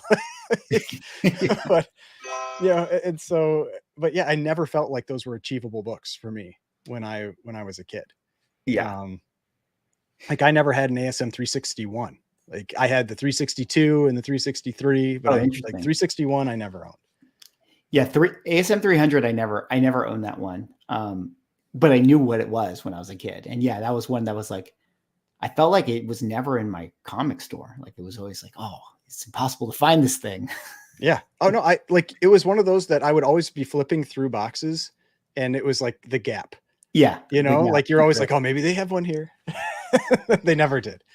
But that's I guess the internet changed all of that. You can find anything. Yeah. So there's a question here. New to the live stream, is there a value in low grade books pre-Superman? I came into a Tech 10. Oh yeah, I mean, definitely. Especially pre-Batman techs. Now they aren't worth typically as much as the Batman techs, but not always. I mean, some of those are extremely valuable. I mean, because they're so rare, and you have it doesn't take a lot of people wanting to collect them to have those prices go up. Right. I think there was like the Billy Wright Tech 8, I think, sold in this auction. Let's see. Yeah. There was a Detective 2 and a Detective 7. Yeah, there was a Billy Wright Detective 8. Well, that was this was in the earlier one. So yeah, 91061. So it's this Billy Wright pedigree. This is one of the more famous covers, like pre-Batman covers, and went for 33.6. Now, the thing the reason I was really watching this one was because there was that huge Comic Connect sale of this book in like a 1.5 or 1.8. It was like 17,000 or something like that, and that one felt ridiculously high to me. So I was interested to see if 17,000 for a 1.8, and so I felt like this was very high, and I was interested to see what this would go for, to kind of tell you if this was high. And to me, it tells you this was high when a 7.5 pedigree, is going for just less than double of a 1.8. Like that was a high number. Now, granted, it's a Detective Comics 8. They usually only come up for sale. This one had 2 this year, but usually you're getting maybe 1 a year if you're lucky. And if somebody's trying to put together a run and you have, or 2 people, they're going to bid until they have it. You got enough money, you don't care. Right. But yeah, that to me, that's kind of like, I always look for those confirmation sales, and this did not confirm this 1.8 sale. If it had gone for like 60 or 70, absolutely, but not at 33. Yeah. There's definitely some value to these books. I mean, admittedly, like maybe the covers aren't like the most amazing. Like people don't like celebrate them as like being like covers that people do collect, but there's always going to be somebody that wants them. That's for sure. Yeah. And there's so few that it's only doesn't need to be a lot of somebody's. Yeah. But yes, you referenced the Tech 2. What did that one go for? Just we're in the current auction right now. We're in the Detective Comics sales now. So like this is one of the most well-known covers. And I mean, it's a 5.0 restored 7,200. I have no idea if that's a good number or not. But yeah, this kind of just to that point of, the question in the chat, they do have value. Definitely. Yeah. You got your Detective 28, 14.4. So Comic Journey asks, have you been personally affected or hurt by CGC? And is that why you've been on a mission to expose all the 9, 9s and 10s? No, I haven't. I think like I'm a data person. I'm an analytics person, and I just think it's fun to follow. I don't personally hold anything against CGC for the 9, 9s or 10s. I know some people really have issues with it. But I just think it's fun to follow. It's not something I collect, so I don't really have any skin in the game with 9, 9s and 10s, or even like 9, 8s. I mean, there's a couple 9, 8s maybe like I would like to get in certain books at some point when I start feeling comfortable buying like maybe copper or bronze again. But for right now, it's just like in the golden age, that stuff isn't even on my radar. But there's a famous quote from a supervillain that I feel like sums up the coverage well, which is, I used to think 9, 9s and 10s were a tragedy. Now I just see them as a comedy. Yeah, no, I mean, they're you got to laugh about them. Sometimes you have to laugh. Like it's interesting and it's something to talk about. And certainly people are very passionate about it. But I think yeah, you got to treat it with a little bit of humor, and it's happening. So yeah, we'll cover it, talk about it, and see how the market reacts. It's very interesting to watch. well, and because I don't have the picture here, so I'll probably put that in some other video. But I had asked the person that about this, and they said it was okay for me to talk about it. Was my video that I put out yesterday about the Spider-Man Silver Edition that had 5 new 9.9s and a 10.0 that were added. After I made the video, apparently, so somebody watched it, and then they knew who had gotten those books, and they messaged their friend that had gotten those books, and he messaged me on Instagram, and he's like, "Hey, I'm the one that got those books back in that submission." It was not like Comic Connect or Heritage, like the speculation is always like one of the big auction houses like got those, and this was just so he had bought a lot of 50 ASM or sorry, Spider-Man's #1 silver editions on Whatnot. I won't say what he paid for it, but a lot of 50 of them, and he's been sending them in about 10 book blocks, and he sent in 40 so far. Of those 40, all but 2 got 9.8 or better. This was the only submission. This was 11 books that hit 9.9s and 10s. He's never had a 9.9 before, never owned like a 10.0 before. He sent me the picture of all of them, like next to each other. It looks pretty cool. Like it's like a whole bunch of those gold label like 9.9, 10 things. And yes, it was just somebody who sent in 11 books and got 5 9.9s and a 10.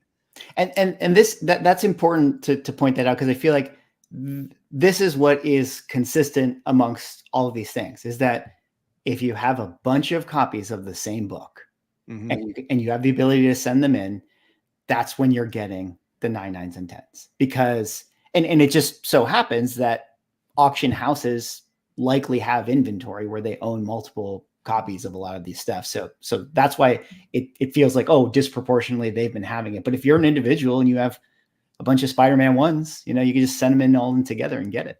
Yeah, because I told him, I was like, congratulations on your lottery ticket, because like, I mean, just that submission, it's like 10 grand, like he definitely did well on his Whatnot purchase.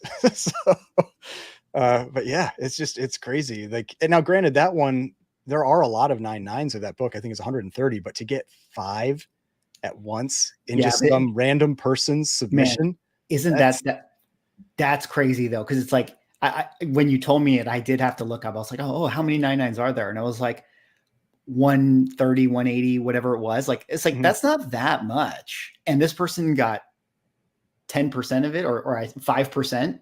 Yeah. It's like a 4% jump. Like, I mean, that's one of the things I've been looking at for trying to find like significant 9.8s is I look at the percentage increase in the census. Right. And if it's at 1% or higher, almost, that's really when I'm like, that's significant to me. Yeah. This was like 3% or 4%. Yeah, that's crazy.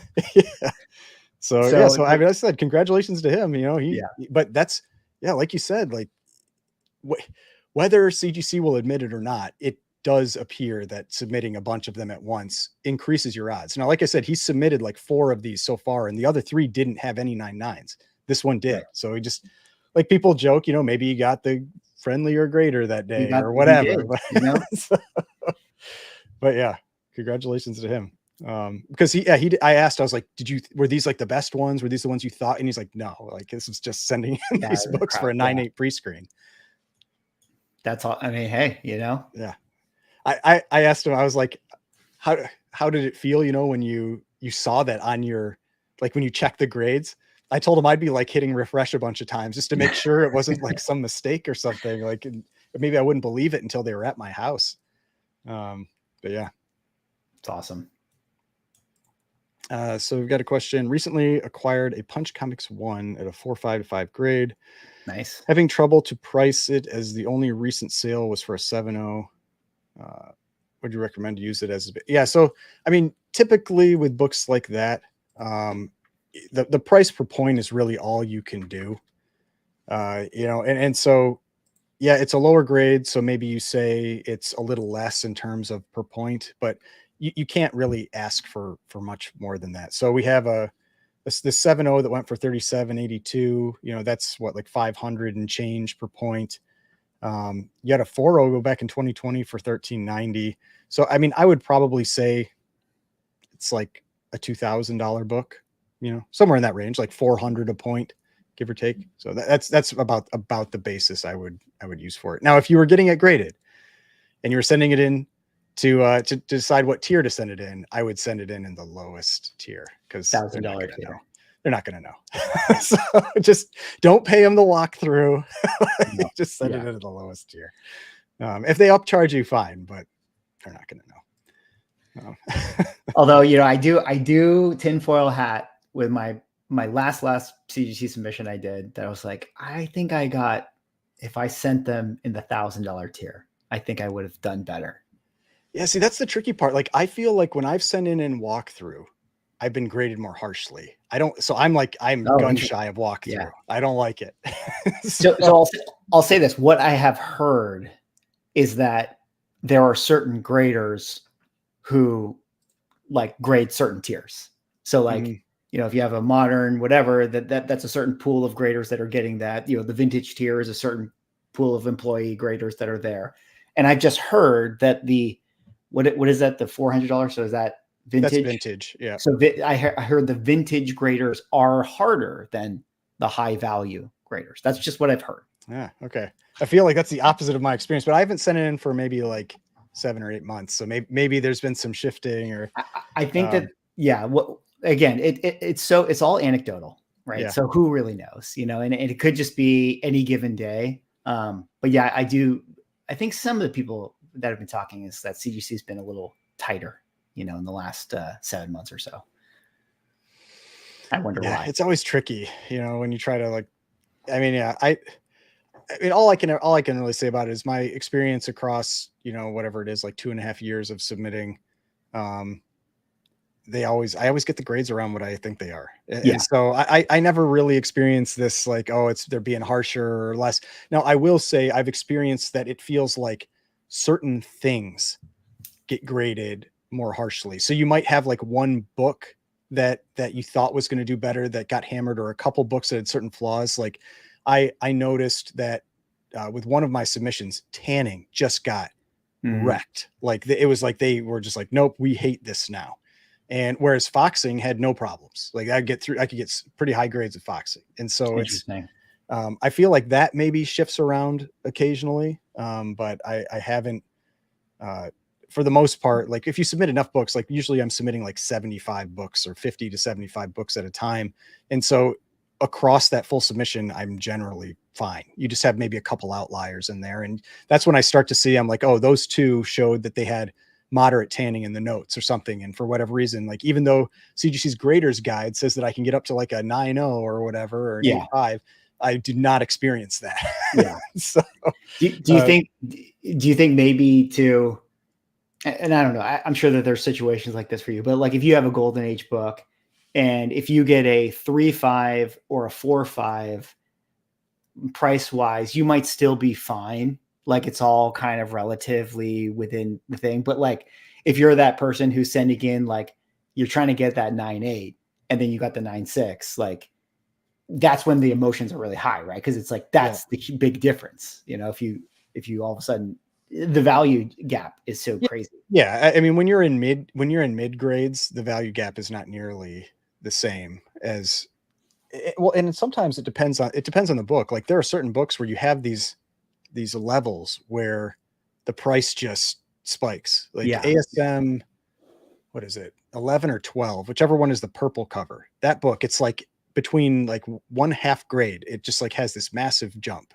And I think a lot of it probably has to do with like when you reach around that like 50% census point or somewhere in that range, you know, I think that maybe plays a role in it, but I think there's also psychological milestones, like an 8.5 versus a 9.0. Like I think a lot of people just pay more for a 9, you know?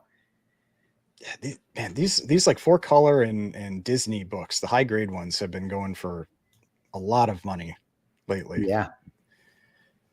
But there's definitely, I mean, Disney, I say there's always going to be collectors for Disney. Disney's one of those things that whether it's comic books or not, you have somebody that wants Disney collectibles, then you know, it's not, I feel like you get crossover, you know, with that kind of stuff. I feel like the you know, the Disney Rama, you know, those little, like the Disney, they're like, not statues, but they're these figurines that people really like to collect.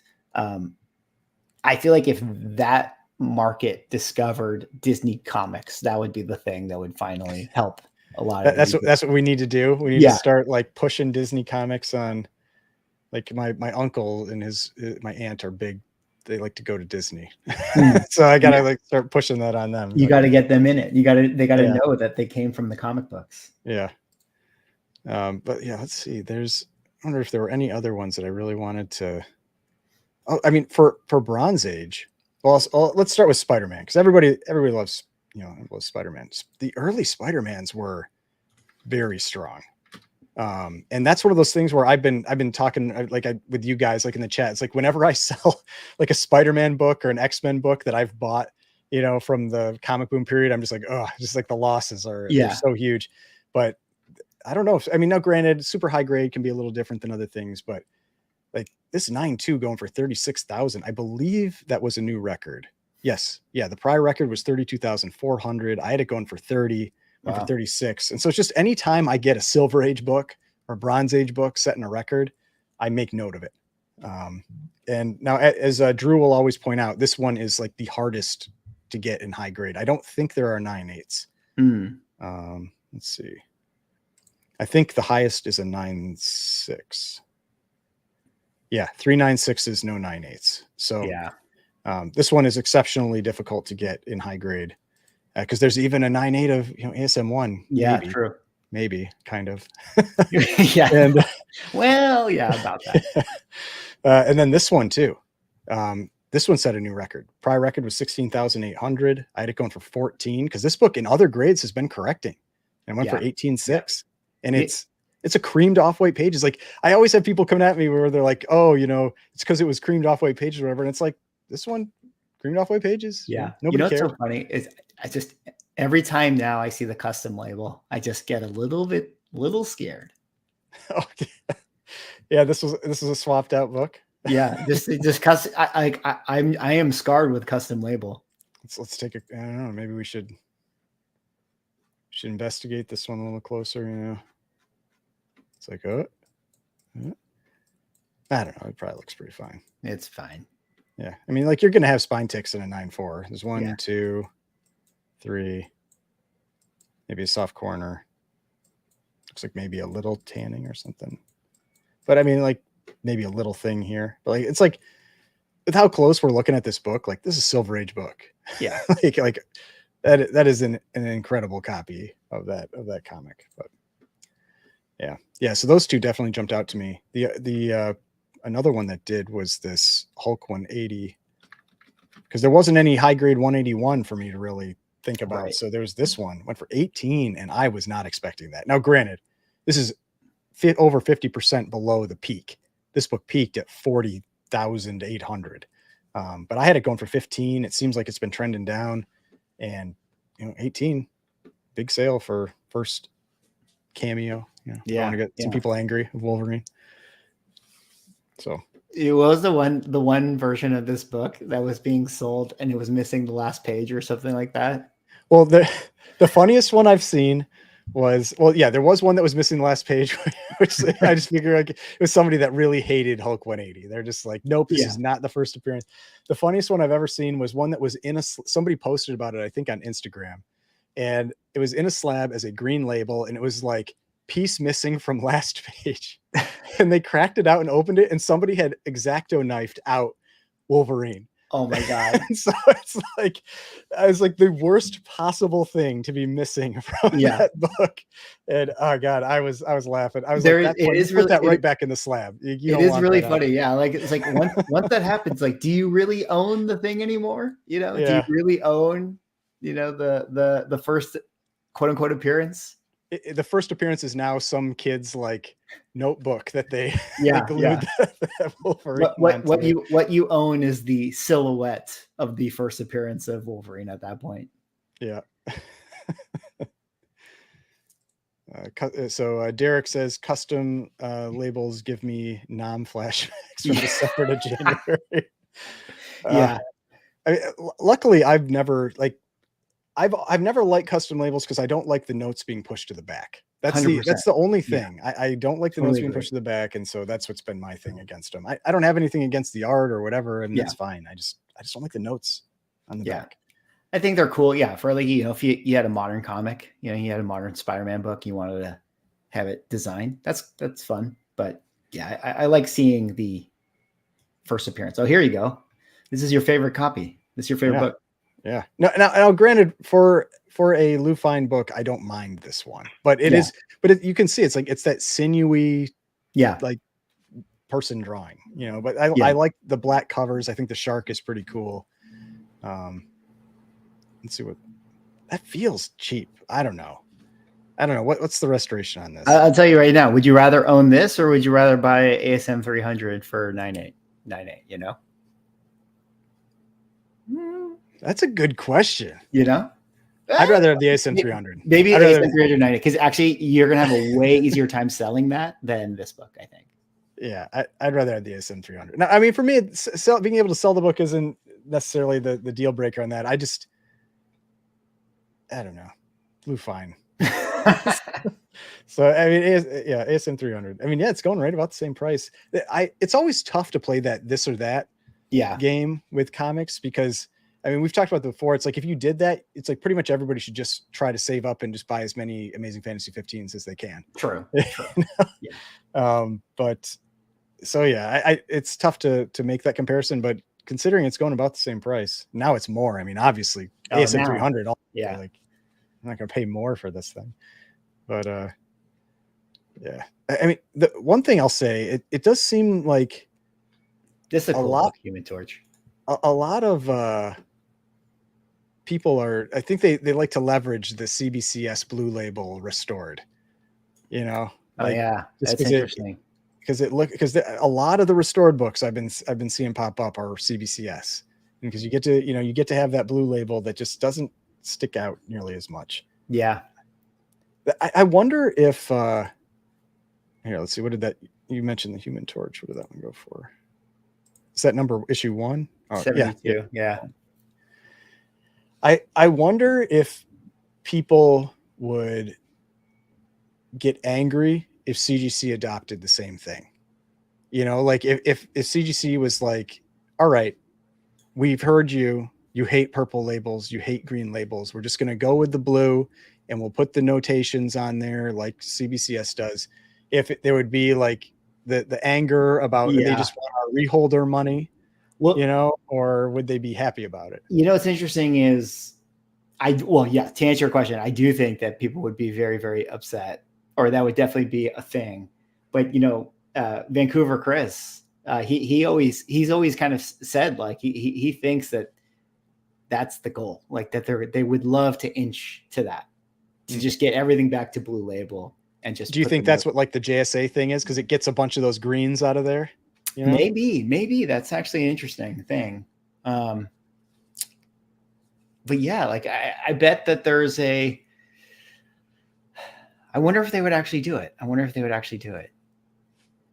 I like books like this because I have never heard of this before.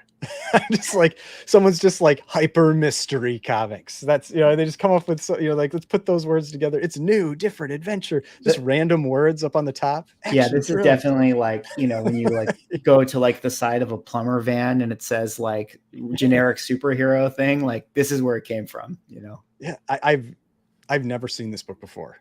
That does not happen very often. Yeah, I don't know what it is. I definitely don't know what it is.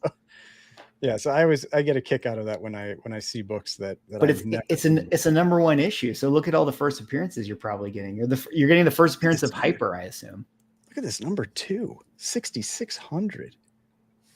That's a cool publisher.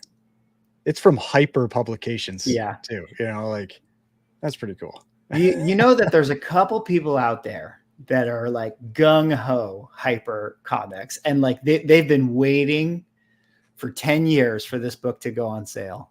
And a character called the Phenomenal. I mean, come on. Like, but I got to be careful what I insult, because, last time I was ripping on Crazy Cat, and then I get people coming after me that are big Crazy Cat fans. So, The cat clan came after you. Because there were some big crazy cat original art pieces that sold. I made sure to watch them just so I could easily go back and reference them. Yeah. Let's see.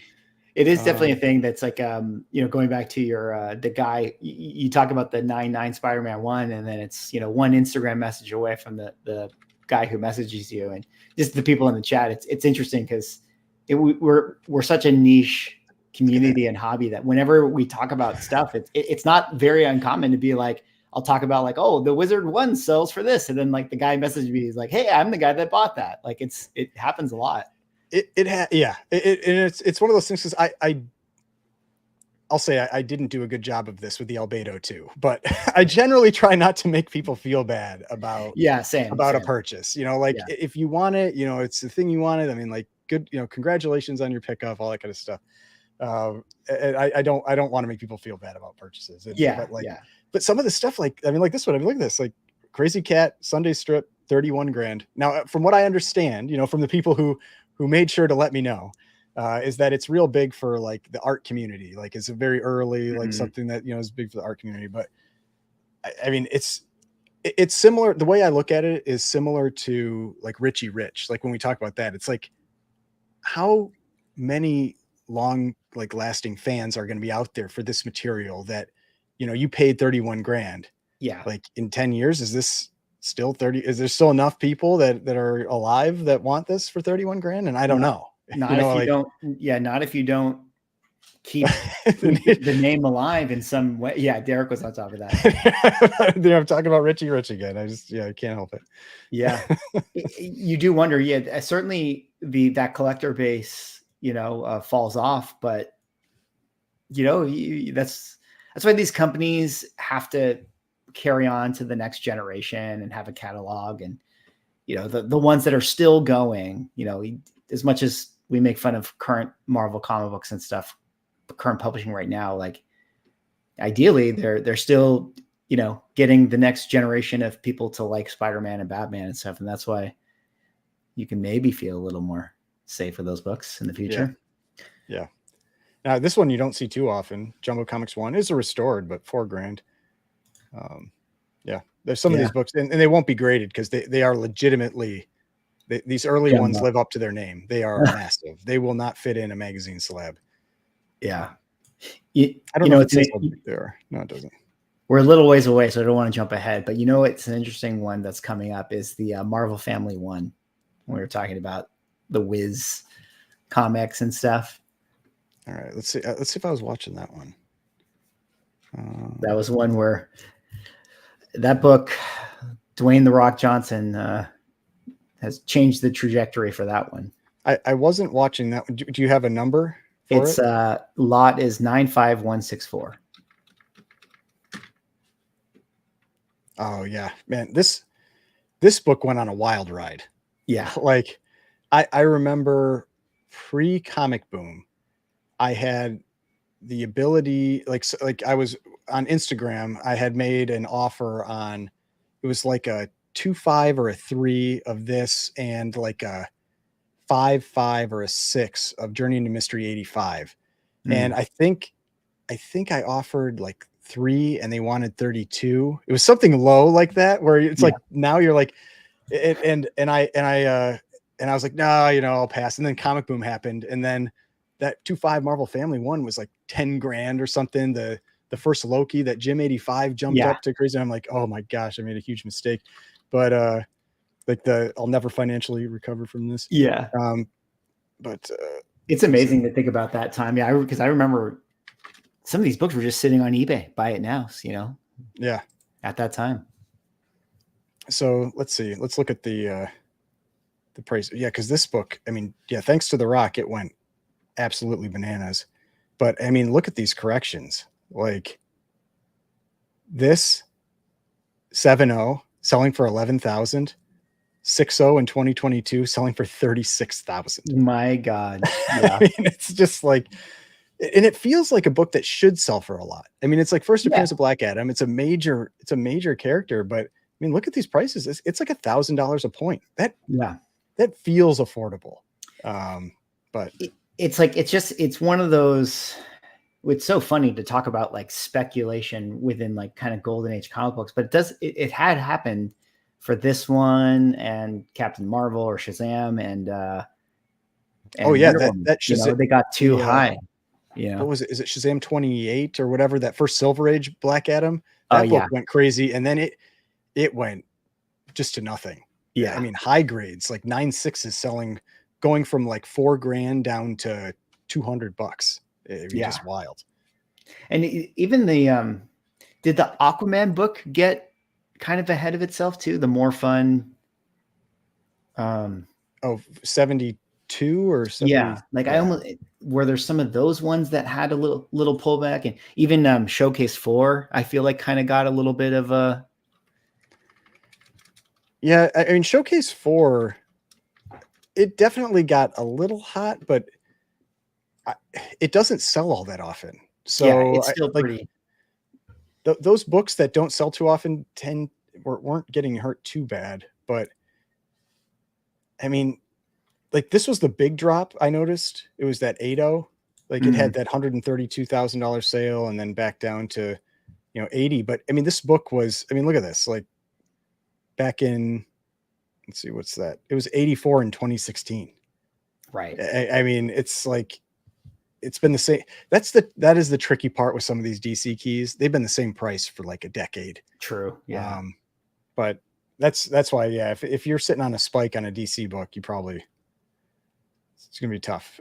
Yeah. But well, it's interesting stuff, and I don't want to like get the like you say, like get the crazy cat people to come after me, because I like DC. I think it's great, but a lot of the DC keys, it's like the bird in the hand worth two in the bush. I feel like there's still a lot of people with the two in the bush mentality with DC keys of like, oh, just you wait with James Gunn, and that's why they're still kind of high. But I'm like, we're asking for a lot here. But then James Gunn said aren't we getting like a Blue Beetle television show or something? Yeah. And I'm just like, ugh. That's true. Yeah, it's like, I mean, look, he might do it, but like we're there's a lot of qualifiers here that need to happen in order for this interest to sustain. Yeah, so Mark here says my kids don't know anyone outside of the MCU, Justice League, or Teen Titans. So yeah, but I mean, yeah, Teen Titans is a great cartoon, so I understand why. Yeah, Teen Titans gets a lot of attention.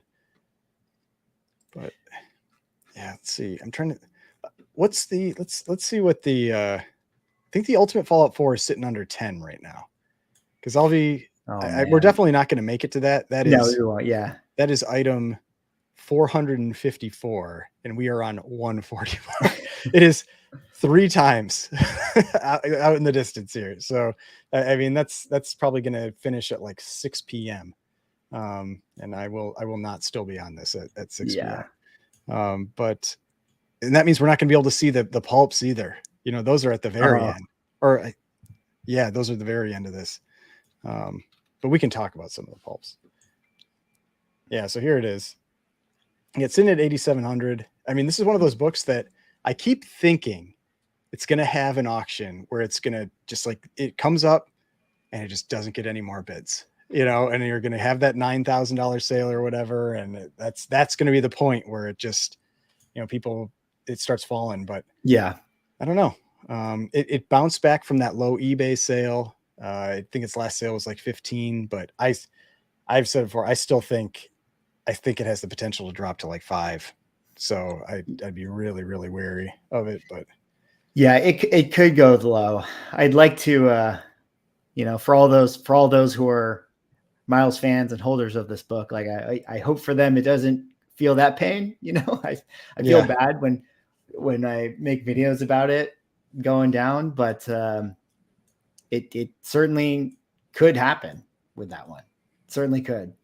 Yeah. I mean, it's just, to me, like everything I'm looking at, and I think some people think it's like, I'm like, I hate that book or whatever. Something. It's like, no, it's like, I'm just looking at it from a risk perspective. Yeah. And exactly. It's like, this was a $2,000 book. It turned into a $40,000 book overnight. And that just doesn't seem sustainable. And so then I expect it to make a pretty hard correction. I mean, and it's the fact that we saw it with like everything else. It's like, why would this one be different? Right. I mean, it's not like there aren't other big characters that are very popular like Miles Morales. So right. I mean, we were talking about it with the TMNT one book. I mean, we there's still that feeling of like, ooh, it's still like, who knows with this one, right? Yeah. Like, but yeah, hey Victor, yeah, appreciate you watching the channel, and glad that the videos have helped out. Yeah, thank you. I'm trying to see what are some of the ones that we can jump ahead and talk about them if they're interesting. I'll jump to the weird tales then. Oh yeah. Because let's talk about that. I wanted to talk about this book.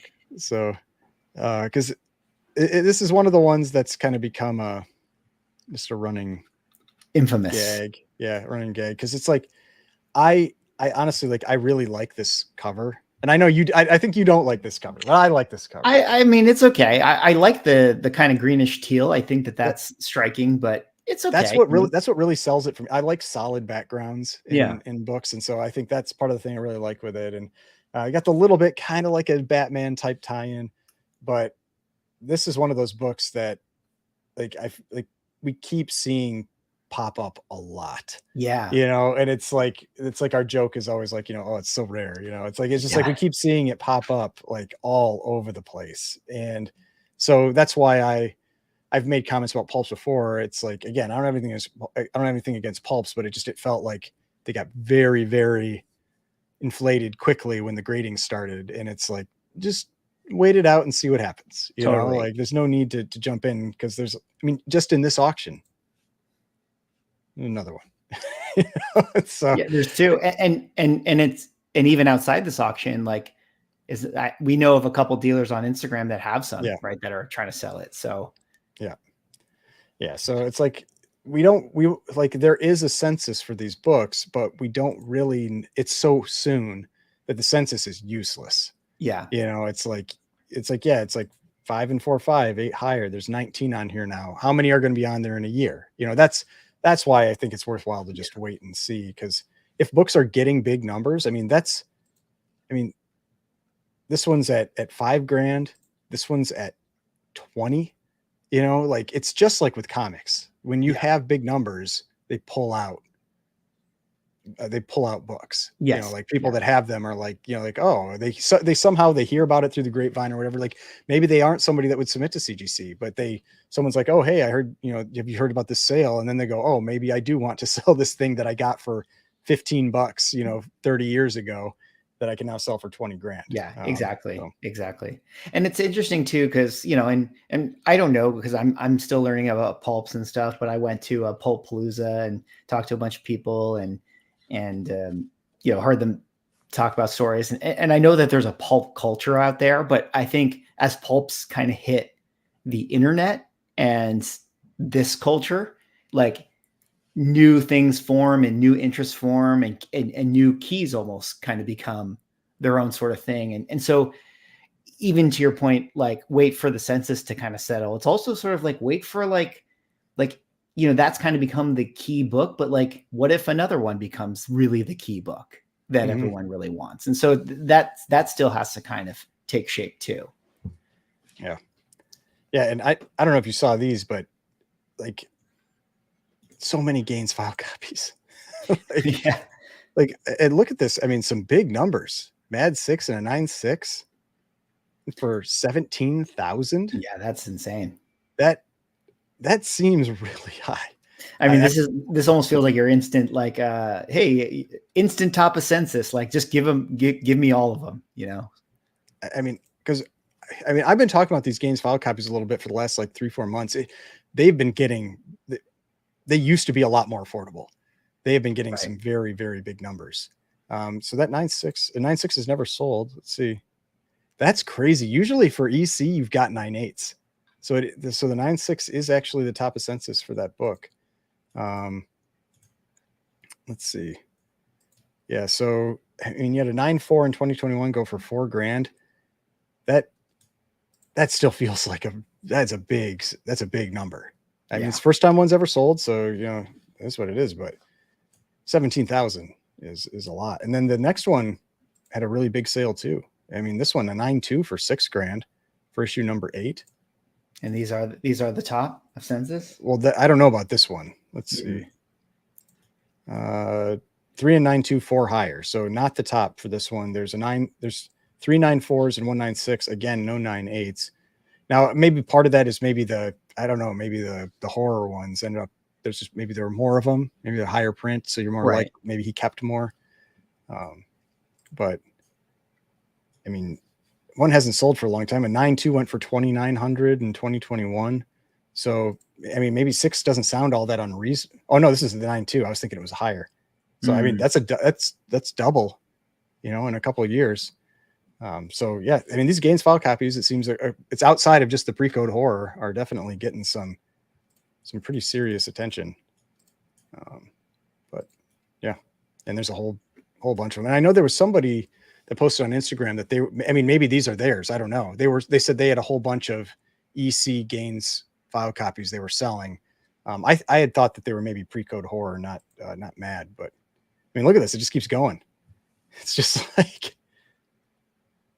yeah. I mean, because, well, and that's one of the things, a lot of them, I mean, you'll see they have these numbers next to them. Right. So what that number means is he had 12 copies, and this was considered the 7th best copy of the 12 because like when I had bought a Gaines file copy a few months back, and it had the paperwork still. And that was signed by Bill Gaines and Bob Overstreet and one other person. And on it says that these were evaluated by Bob Overstreet, and he ordered them from what he thought at that time was which was pre-pressing, so there's different, things could definitely turn out different, but from the best copy to the lowest grade copy of his file copies. And now granted, like, I think the one I got on that sheet was like 11 of 11 or 12 of 12, but it was like a 9.4 or 9.6, I mean, it's like, just because it's a higher number doesn't mean it's still not like an incredible grade for that book. But yeah, if you wonder what those numbers mean, that is what those, oh yeah. So they've got one here. They show it. Okay. So yeah, you can see signed by William Gaines, Bob Overstreet, and Russ Cochran. And Overstreet ranked the copies in each package in order of the best condition, and Cochran placed each book in a Mylar sleeve. So that was how that all happened. I wonder how his grading was. Yeah. Does CGC get them and say like, oh man, this guy didn't know what he was doing? Oh, poor Overstreet. Yeah. But we got Vancouver Comic Junkie has joined. Oh, what's up? Yeah, weren't there 10 to 12 copies on average? And that's what it looks like from here when you see these numbers. Like this was 9, 12, 12, 12, 12. So yeah, a lot of them seem to have about 12, which, like, that's why there are these 9.8s and 9.9s and 9.6s, and it's not like there's a ton of them. It's still only 12 of that book, but it's why you have them outside, like with a lot of other Golden Age books, they just don't even exist. Yeah. Flexopotamus says, was flipping through a Mad 3. I picked up Raw and noticed Gaines' name with the credits. Was he a lawyer for EC Comics? Well, he was the, founder, president, like CEO, whatever you want to call it. Yeah. Or he was his father started it and then he inherited it or something like that. Yeah, it used to be like, that's where like the educational comics or whatever came from. That's right.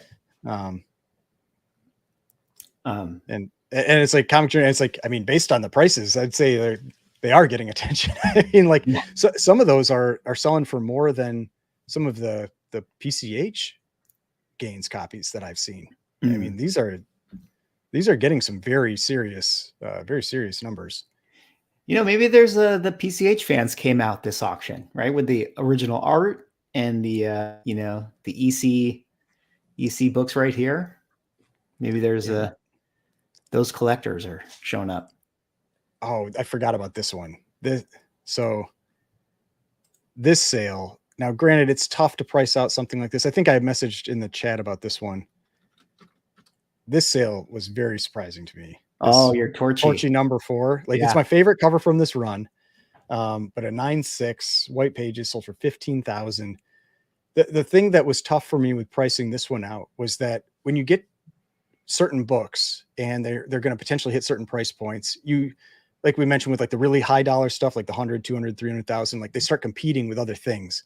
And I didn't I didn't think this book could hit those numbers because I didn't think it could, like, once you hit 15 grand, the things you're competing with are going to maybe push it away. And so I think I had it going for 9. And so 15,000. Is there 9/8 of this? I think this is the highest. Yeah. Okay. 2 and 9, 2 and 9/6, none higher. Okay. Now this one, it's one of those books that it shows you how you get some of these weird cuts. I noticed it when I saw this one, is that, like, you look at that right edge and, like, it's just completely angled in. Yeah. I mean, so it's like, it's not flush there, and it's maybe it looks square on this side. Right. And so it's just one of those things you notice with the Golden Age, where you're just like, you never really, like, you always wonder, it's like, is it trimmed or something? Yeah, or is it just a weird? It genuinely looks like it was trimmed, but yeah, that's interesting. Yeah. Yep. Yeah. So that one jumped out. Another big one. Let's see. Did this one beat my? Yeah, it did, but it wasn't a record. It's one that I am not a huge fan of this book, but I know some people are. Like when we talk about PCH, or a lot of people are. But Venus 19, Bill Everett cover, went for 21.6. I had it going for 20. Its record was 28,750. So yeah, I mean, a pretty strong sale. But yeah, just this one. There are other ones I like more. That's why I think. It kind of feels like it's the not quite as classy Chamber 19 sort of thing. It's a cool book for sure, and definitely a lot of people like it. But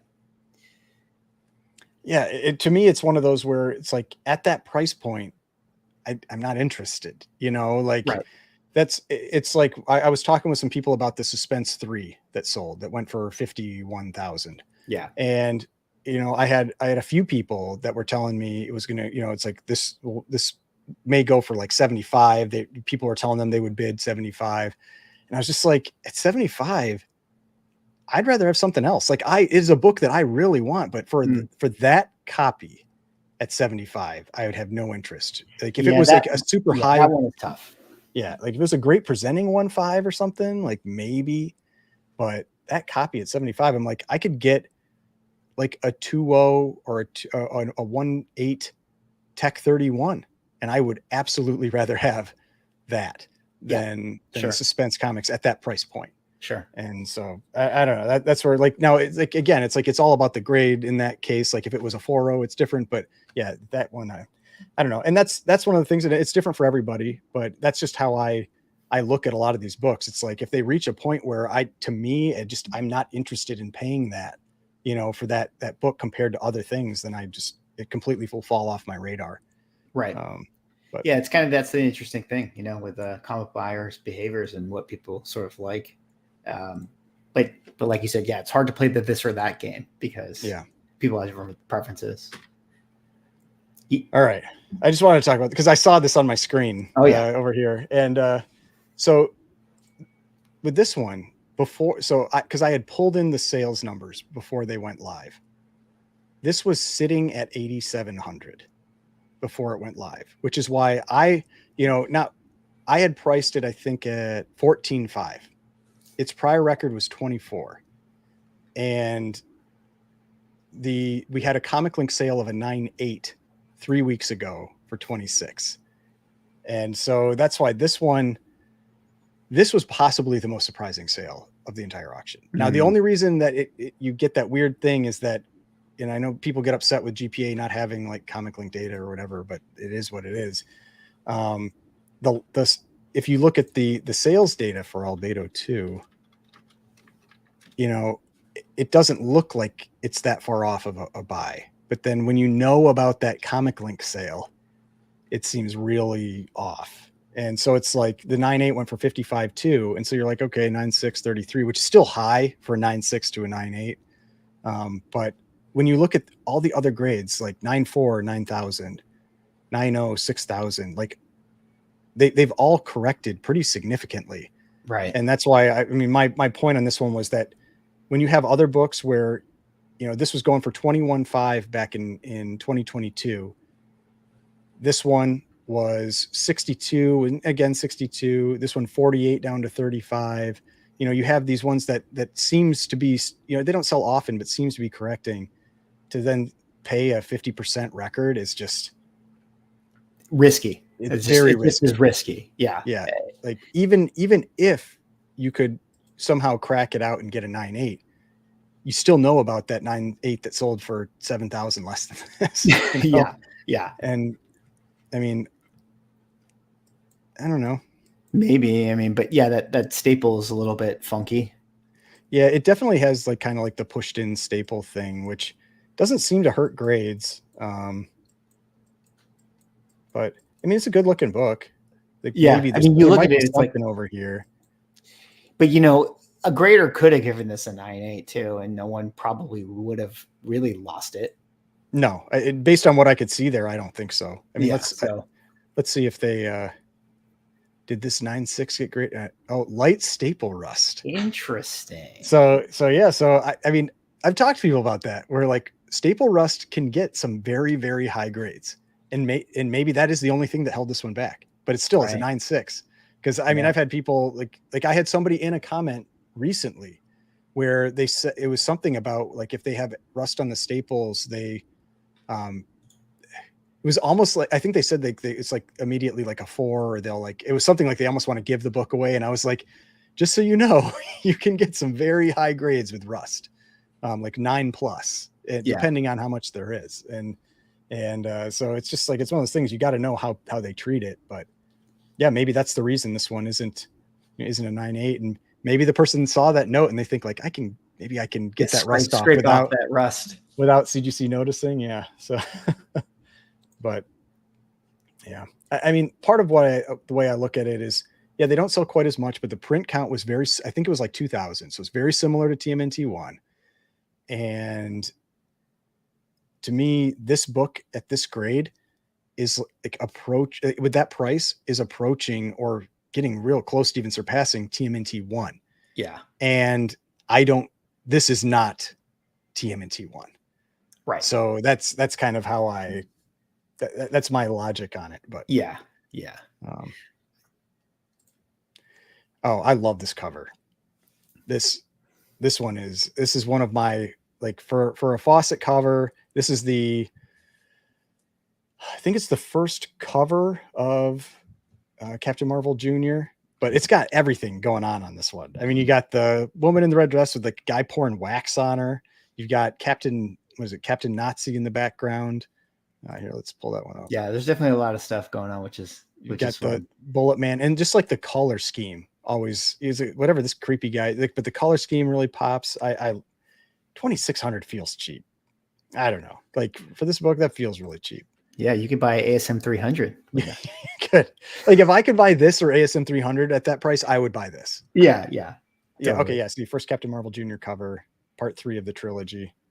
Because his first appearance is, I think, Master 21 or something like that. Master 21 or Master 20.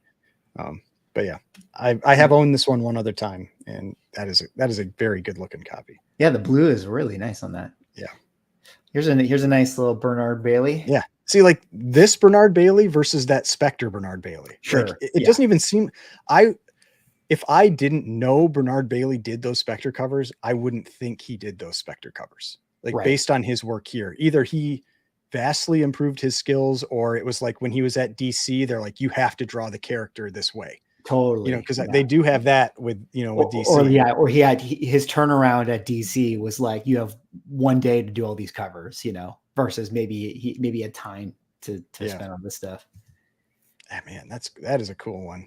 That's a cool cover. I think I might own this book. I mean, anytime it's just like how much work it took. Like he had to draw all of the faces individually, right? Like, and it's like that's what he does. Like he is so good at like multiple different faces. It's not the same stuff like plastered on the cover. Yeah. It's super unique stuff. Here's the next one. This person says the Albedo 2 is an ego bidding war. It could be like someone's just like, screw it. Totally. It's like but yeah, like that's why I tell people though, like, don't even think about what that pre-auction price is. Now, granted, the only difference it makes is you clearly can't go down from there. But these books go up. I mean, that was 4 times in the live. Like they go up huge percentages, many often in the live. Now, not always. Like I think that Captain America 1 only got like maybe one bid in the live, you know, and so sometimes they don't. But you Moon Girl fan right here? I am not, but I know they're pretty expensive books. The weird thing with Moon Girl is that the content changed like at almost every issue. They're like, first it's like, you know, it's like superhero kind of thing, and then it goes to like I think it goes to romance and good girl art, and it jumped around a lot. It's all kinds of stuff. It's like they couldn't figure out what was going to sell. Yeah. So like this is one of the books. Like all Bernard Bailey people love this book, and I don't know. Yeah, this one is not my favorite. The one that I always think is pretty cool is the one. It's like the mirror reflection one. That's kind of the one cover I like of this set. I don't know which one that is. It's not up for sale, but it's like I don't even think it's a key. It's just a kind of a cover. I thought was always pretty cool. Well, I feel like that's what a lot of these are. Like outside of those, you know, the couple first appearances, it's just like, do you like that Spectre cover or not, or do you like that? More Fun 65. That's the one that I kind of like. So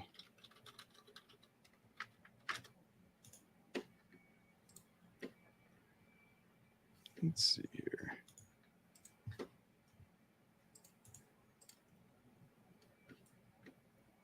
So yeah, I feel like GPA has been a little slow. So More Fun 65. Just get a look at one of the. Yeah, it's a cool cover. Yeah, it's just one that I was like, yeah, that's fun. That's cool. And definitely a lot more affordable than. I wouldn't be surprised if this one goes maybe even above that. Yeah, this is definitely one of the quote unquote keys that people like for this. Oh no! Okay, it sold for 8,400. So almost exactly the same, but 8,400 for restored. But you could have 3 ASM 300s for that. when we talk about books in terms of ASM 300 value, that's what we should do now. Percentage of ASM 300 value. This thing is worth 10 ASM 300s. Now, one of the books, because I had somebody comment to me on Instagram about this one, so I figure I'll bring this book up. 91092. So this is Mass Comics number 2, because they were asking if this book was crashing, you know, or something like that. And I mean, I had it going for 30 and it went for 31,200. So like my answer was no, you know, like to me, this is what I expected this book to go for. But I think part of the reason was that there was a pretty high sale recently. And that's the thing with Golden Age books. You have to, you can't necessarily just price off of sometimes you're forced to price off of one sale, but I always talk about those like confirmation sales, and there's enough sales here that you can kind of get a decent picture of the value. Yeah. And so you had this $20,000 sale here, you had this $12,000 sale here. And I think this one was the one that he was wondering about. And like, to me, I felt the 12 was maybe a little low, but not much, you know, and then this 4.5 was high.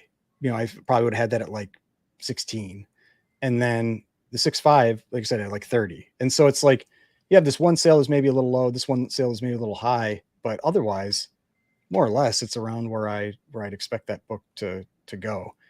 So no, I didn't think that this one was falling in any way. I mean, a 6.5 is a tough grade for that one. For sure. Plus, we all know everyone's saving their money for Mask 1, the superior. That's right. Because it is the superior cover for Mask Comics. I got to see what this goes for. Oh yeah, I thought of you when I saw this book. I was like, it's your favorite. I feel like it's probably the only reason I'm watching this one, because I do not care for this cover, but but people are always asking a lot of money for it, even though the sales don't seem to justify it. It's the meme from Mean Girls where it's like, or is it Mean Girls? Yeah. Stop trying to make fetch happen. Yeah, like, this is that book. Yeah, this is fetch. And so we'll see what it goes for. I just like just because like this is how I always kind of look at it. It's like just because something has a skull on it doesn't mean I like the cover. And so Right. I just right. don't. I think the biggest negative for this one to me is the color scheme. That the yellow background with the green, it really washes everything out. It just doesn't. Yeah, It feels kind of like a book jacket to me. Right. Yeah, the Mysterious Traveler header is kind of clashes with the yellow a little bit. Yeah, it's like this stuff, like these giant these giant headers, like these catch your attention. They stick out. They're fun. I don't know. You don't get the same thing with that one. Right. We got ASM 300 price index. So since Go Collect took your job, your index, now you can come up with the ASM 300 price index. Everything up. For clarity on that, like, because I think I'm always being like flippant with like how I talk about stuff, and a couple people were like, no, Swag, don't feel bad, like your index is still good, and I was just like, no, I'm actually happy they're doing it. I'd actually rather just be like, if it's good enough, I'll just cover their thing, and then I don't have to do the work. It's great. That's what I told you. I was like, this is a great time saver for you. Yeah. You just go to the page and you just present it, and instead of having to look up all that sales data. But Dr. Sean asks, did anyone pick anything up in this Heritage auction yet? I did not. I personally, like, I had bought way too much stuff over the last few months, and I have really, really been trying to be good about it, about like just not bidding on things, like, or unless it's like feels like a steal of a deal or something. I mean, I'm trying to rebuild my comic fund, money. And do you have to are you behind on your listings too? You have to allocate time, like you gotta get a list. I am always behind on that Golden Age collection. That thing is the bane of my I have had the long box with the with like I've listed the 100+ books which are in there, but like the next set of books are part of that box. I have had that sitting next to me for 3 months, and like every few days I'm like, all right, list a couple. Just like where's your picture? Because you have like the wood. I don't know if that's on the like a hardwood floor or something. Where's your picture relative to where you sit right now? Like 2 feet in front of me. Okay. So is it within arm's reach? Yes. Okay, that's good. Good. Yeah. No, that box is like right here. Yeah. You got to turn on the podcast, and you just go to work on that. Well, no, like to take away from some of the magic. Like I think I don't know if I've ever said, but like, I'm in like a corner, like between a couch and the wall and this gas pipe up here. It's like, this is not some big space. Like I move all my monitors around so that I can set this up here. And it is a small space that, like, if I'm sitting here too long and my leg starts to cramp, I have nowhere to go. I have to just try to fight through it and hope nobody. Oh yeah, this is a big one here. Mystic Comics number 9, the Hitler like throwing the lady in the furnace cover with the Destroyer. And if you're not familiar with the Destroyer, he's the like Stan Lee's first create like big creation. It's interesting. Has Stanley ever said, like, why is the Destroyer gone? Like, why did they never bring him back? I have no idea. I think I mentioned that, and I think somebody said he has been brought back like a couple times throughout history, like maybe like in the 70s, and then again maybe in the 90s or something, but definitely not a character that I have kept up with. To me, he's very similar to Black Terror, where it's like if you just saw him, you're like, that guy is the villain. Like he's like, I don't see him as a hero looking character. He's got a skull on his chest, just like the Black Terror. Weird striped pants. But let's check out that one. I have no idea if that's a good price or not. $9K. I mean, that's actually seems like, because the Hitler covers, you get a lot with this one. So feels. Yeah. So Rafaust Comics says he was in a few Invaders comics in the 70s. Oh, okay. All right. So a 2.0 went for 7,800, a 4.5 went for 13.2, 3.0 went for 9. So 13.2 is about 3,000 a point. This one is about 3,500 a point. The 3.0 went for 3,000. I mean, it's in range, you know, like Right. I would say it's like maybe feels a little low, but it's close enough that with 3 sales or 2 sales in the last couple of years. Yeah. Being one bid off. Yeah. And that's kind of how I look at some of that stuff. Yeah. It's like, this is only one bid that it takes it above or below. That's why I generally think more about the books that were like 20% or more Right. off. Yeah, that makes sense. But, So I have one, just jumping ahead because we probably won't get to it, but a couple lots for you to talk about sure. here. Go pull up 95,403. And then you're gonna pick up 95,404. You got the back-to-backs with the CBCS and CGC. This time CBCS 0.5 higher, and they're currently sitting at the same price. So 12.6. Oh, and 12. What's the page quality? We got off-white to white. We've got off-white. Oh man, off-white to white too. This is going to be another interesting little sale. Like if the 7.5 sells for more, that would be really. It's like that Hulk one. Yeah. That, from a couple of years ago, where the white page like 6.5 CBCS sold for less than the off-white to white 6.0 or something. Yeah. CGC. Yeah. No, I hadn't caught this one. I didn't know this was coming, because I like to see that when you've got like a back-to-back CBCS. Yeah. No, I just knew I was scrubbing ahead. I was like, oh, this could be interesting. We will not make it to that. No, we won't. But if you want to recap and stuff, if you pull out interesting little sales, this might be one to take a look at. Yeah. So Derek is saying you need to have more pipes than me. I'm going to do so many more pipes than Ryan's background. Yeah. No, I don't recommend the pipes. If you could not have them, if I could not have this year, it would be, and up there. You should just paint. Fantastic. What if you just painted them like green? You can just kind of go into a Mario like aesthetic here. Yeah, I'm sure my wife would love that. If I have little like I have an idea. Yeah. Plants coming out of the pipe, and yep.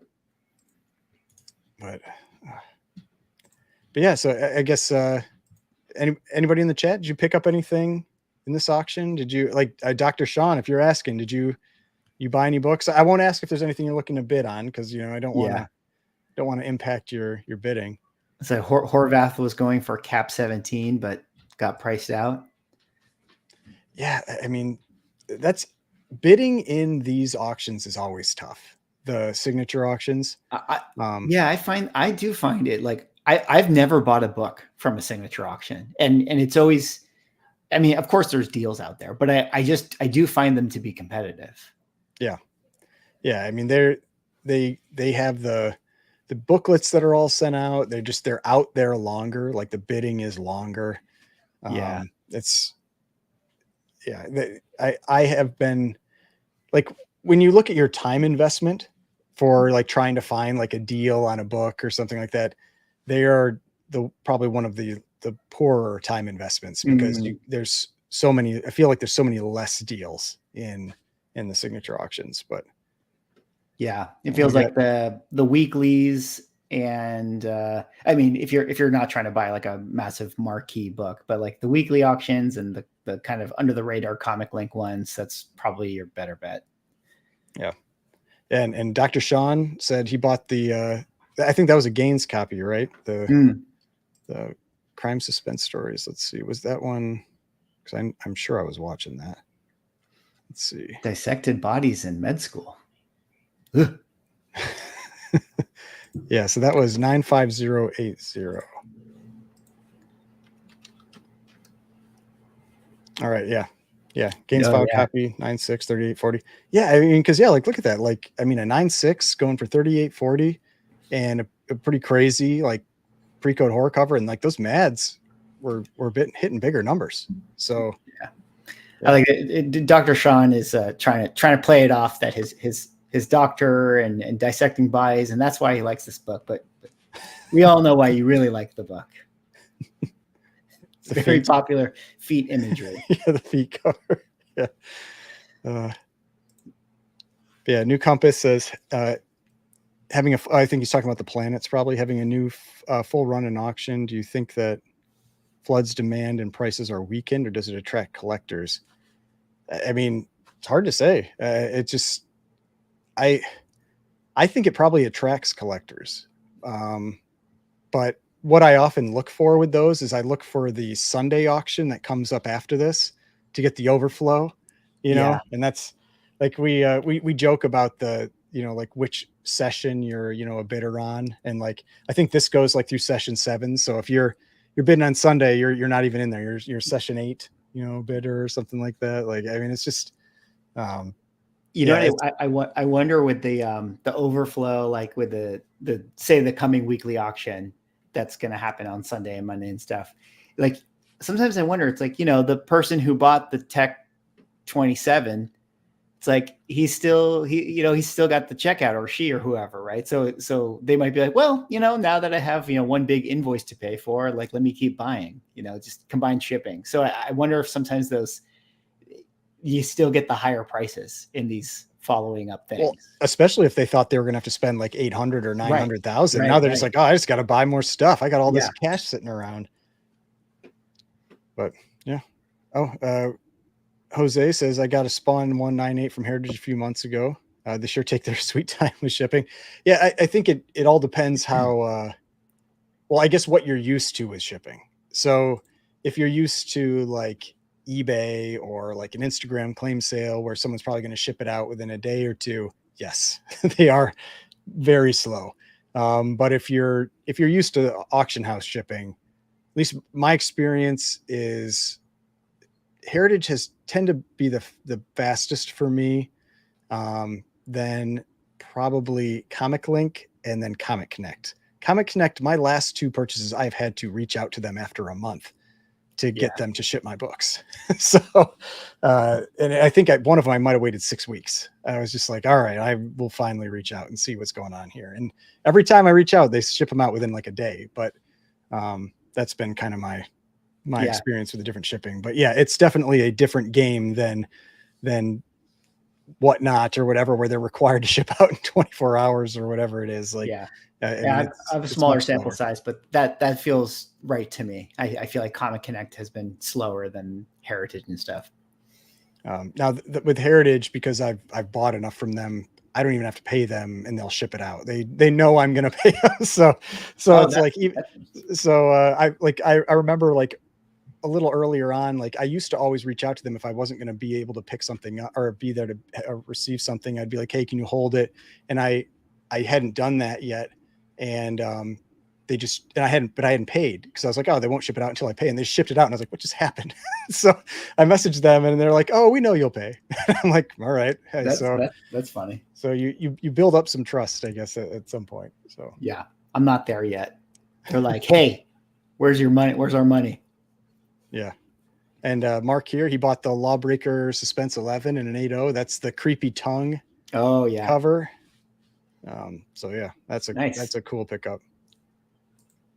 Consume the Living was gunning for this Spellbound 11, or 17, but it's past his pocket lint now. Let's see. Who continues to buy comics as investments when you can buy Nvidia stock or diabetes weight loss stocks? I mean, I do, but yeah, let me tell you why. Let me tell you why, because this is what's going to happen. As soon as I take my comic money to buy Nvidia, it's going to go to zero. Like that's what's going to happen. I seem to have a knack for that. It's like I buy Apple or whatever, and then it's like, yeah, we're gonna. It's so hard. It's so hard. Like Nvidia, man. I'm like, everyone's got the wall of worry right now. Man, it's gone up so fast. Yeah. Like, I mean, it could like sometimes those things can keep going for a while. Yeah. You never know. But yeah, I mean, I'll say at least with comics, one of the things I like is that if you can buy at the right place, you can have instant equity. Like you can't do that with stocks. Like stocks, you're buying at the price that it's at. Or if you find a raw book that, looks like it could really get a good grade. Like it's that instant equity aspect that comes with collectibles, not just comics, but like collectibles that can be the appeal there. But yeah, like you can't compete with the returns like that Nvidia is getting, obviously. But for every Nvidia, there's a GameStop, so it's not always that way. Granted, GameStop I think has been doing well lately, but yeah. And Kamikaze says shipping from Heritage to Canada is pretty crazy. Yeah, I don't think they give you a discount. I think you got to pay a lot for that. Yeah. But yeah, we've been on here 2.5 hours. Yeah. I think people can continue to watch the auction as they please. You got anything you want to add before we drop off for here? No, just thanks to everyone in the chat for hanging out. It was a good stream, talking about these auctions and the books, and I don't know. That's all I got. We'll see what happens for the rest of some of these ones. I'm sure later this week, we'll circle back in some form. Maybe you'll talk about the UF4. That'll be interesting to see, or some of these other storylines that are coming out of it. And definitely we should try to figure out if we can set up a stream for the giant size X-Men next week. That is, yeah, I'm hoping we can do that. That should be fun, because I have no idea what it's going to sell for, and I want to know. I mean, like you said, you've heard some potential big numbers from people, but you never know. Like, I hear that a lot with auctions. That's like true. Someone's like, "Oh, I'm going to pay this," or someone's going to pay this, but then when it comes time to hit that big money, cold feet, they don't always do it. So. And if the marquee numbers for this auction is any indication, it could be that maybe that book won't go as high as what it was being hyped for originally. Yeah, no, I mean, that definitely is something to think about, that those, like the biggest of the big, like maybe those will be weak, but yeah, we'll see. That's what's always, I don't know, it's fun with watching these auctions. You never really know what anything is going to sell for. You can make your best guess, but it depends who's in the room that day, and which billionaires have been called up to participate. And we'll see. Yeah, but got to get Nick Cage and Eminem to show up. They're definitely off this summer. Yeah, I'm looking forward to seeing updated setup eventually with Comics. This is purely temp. This is temp because I'm still transitioning, but we'll see. It's going to be a process. Because I gotta paint and do stuff, but we'll get there. All right. Well, yeah, thanks everybody for joining, and we'll see you on the next one.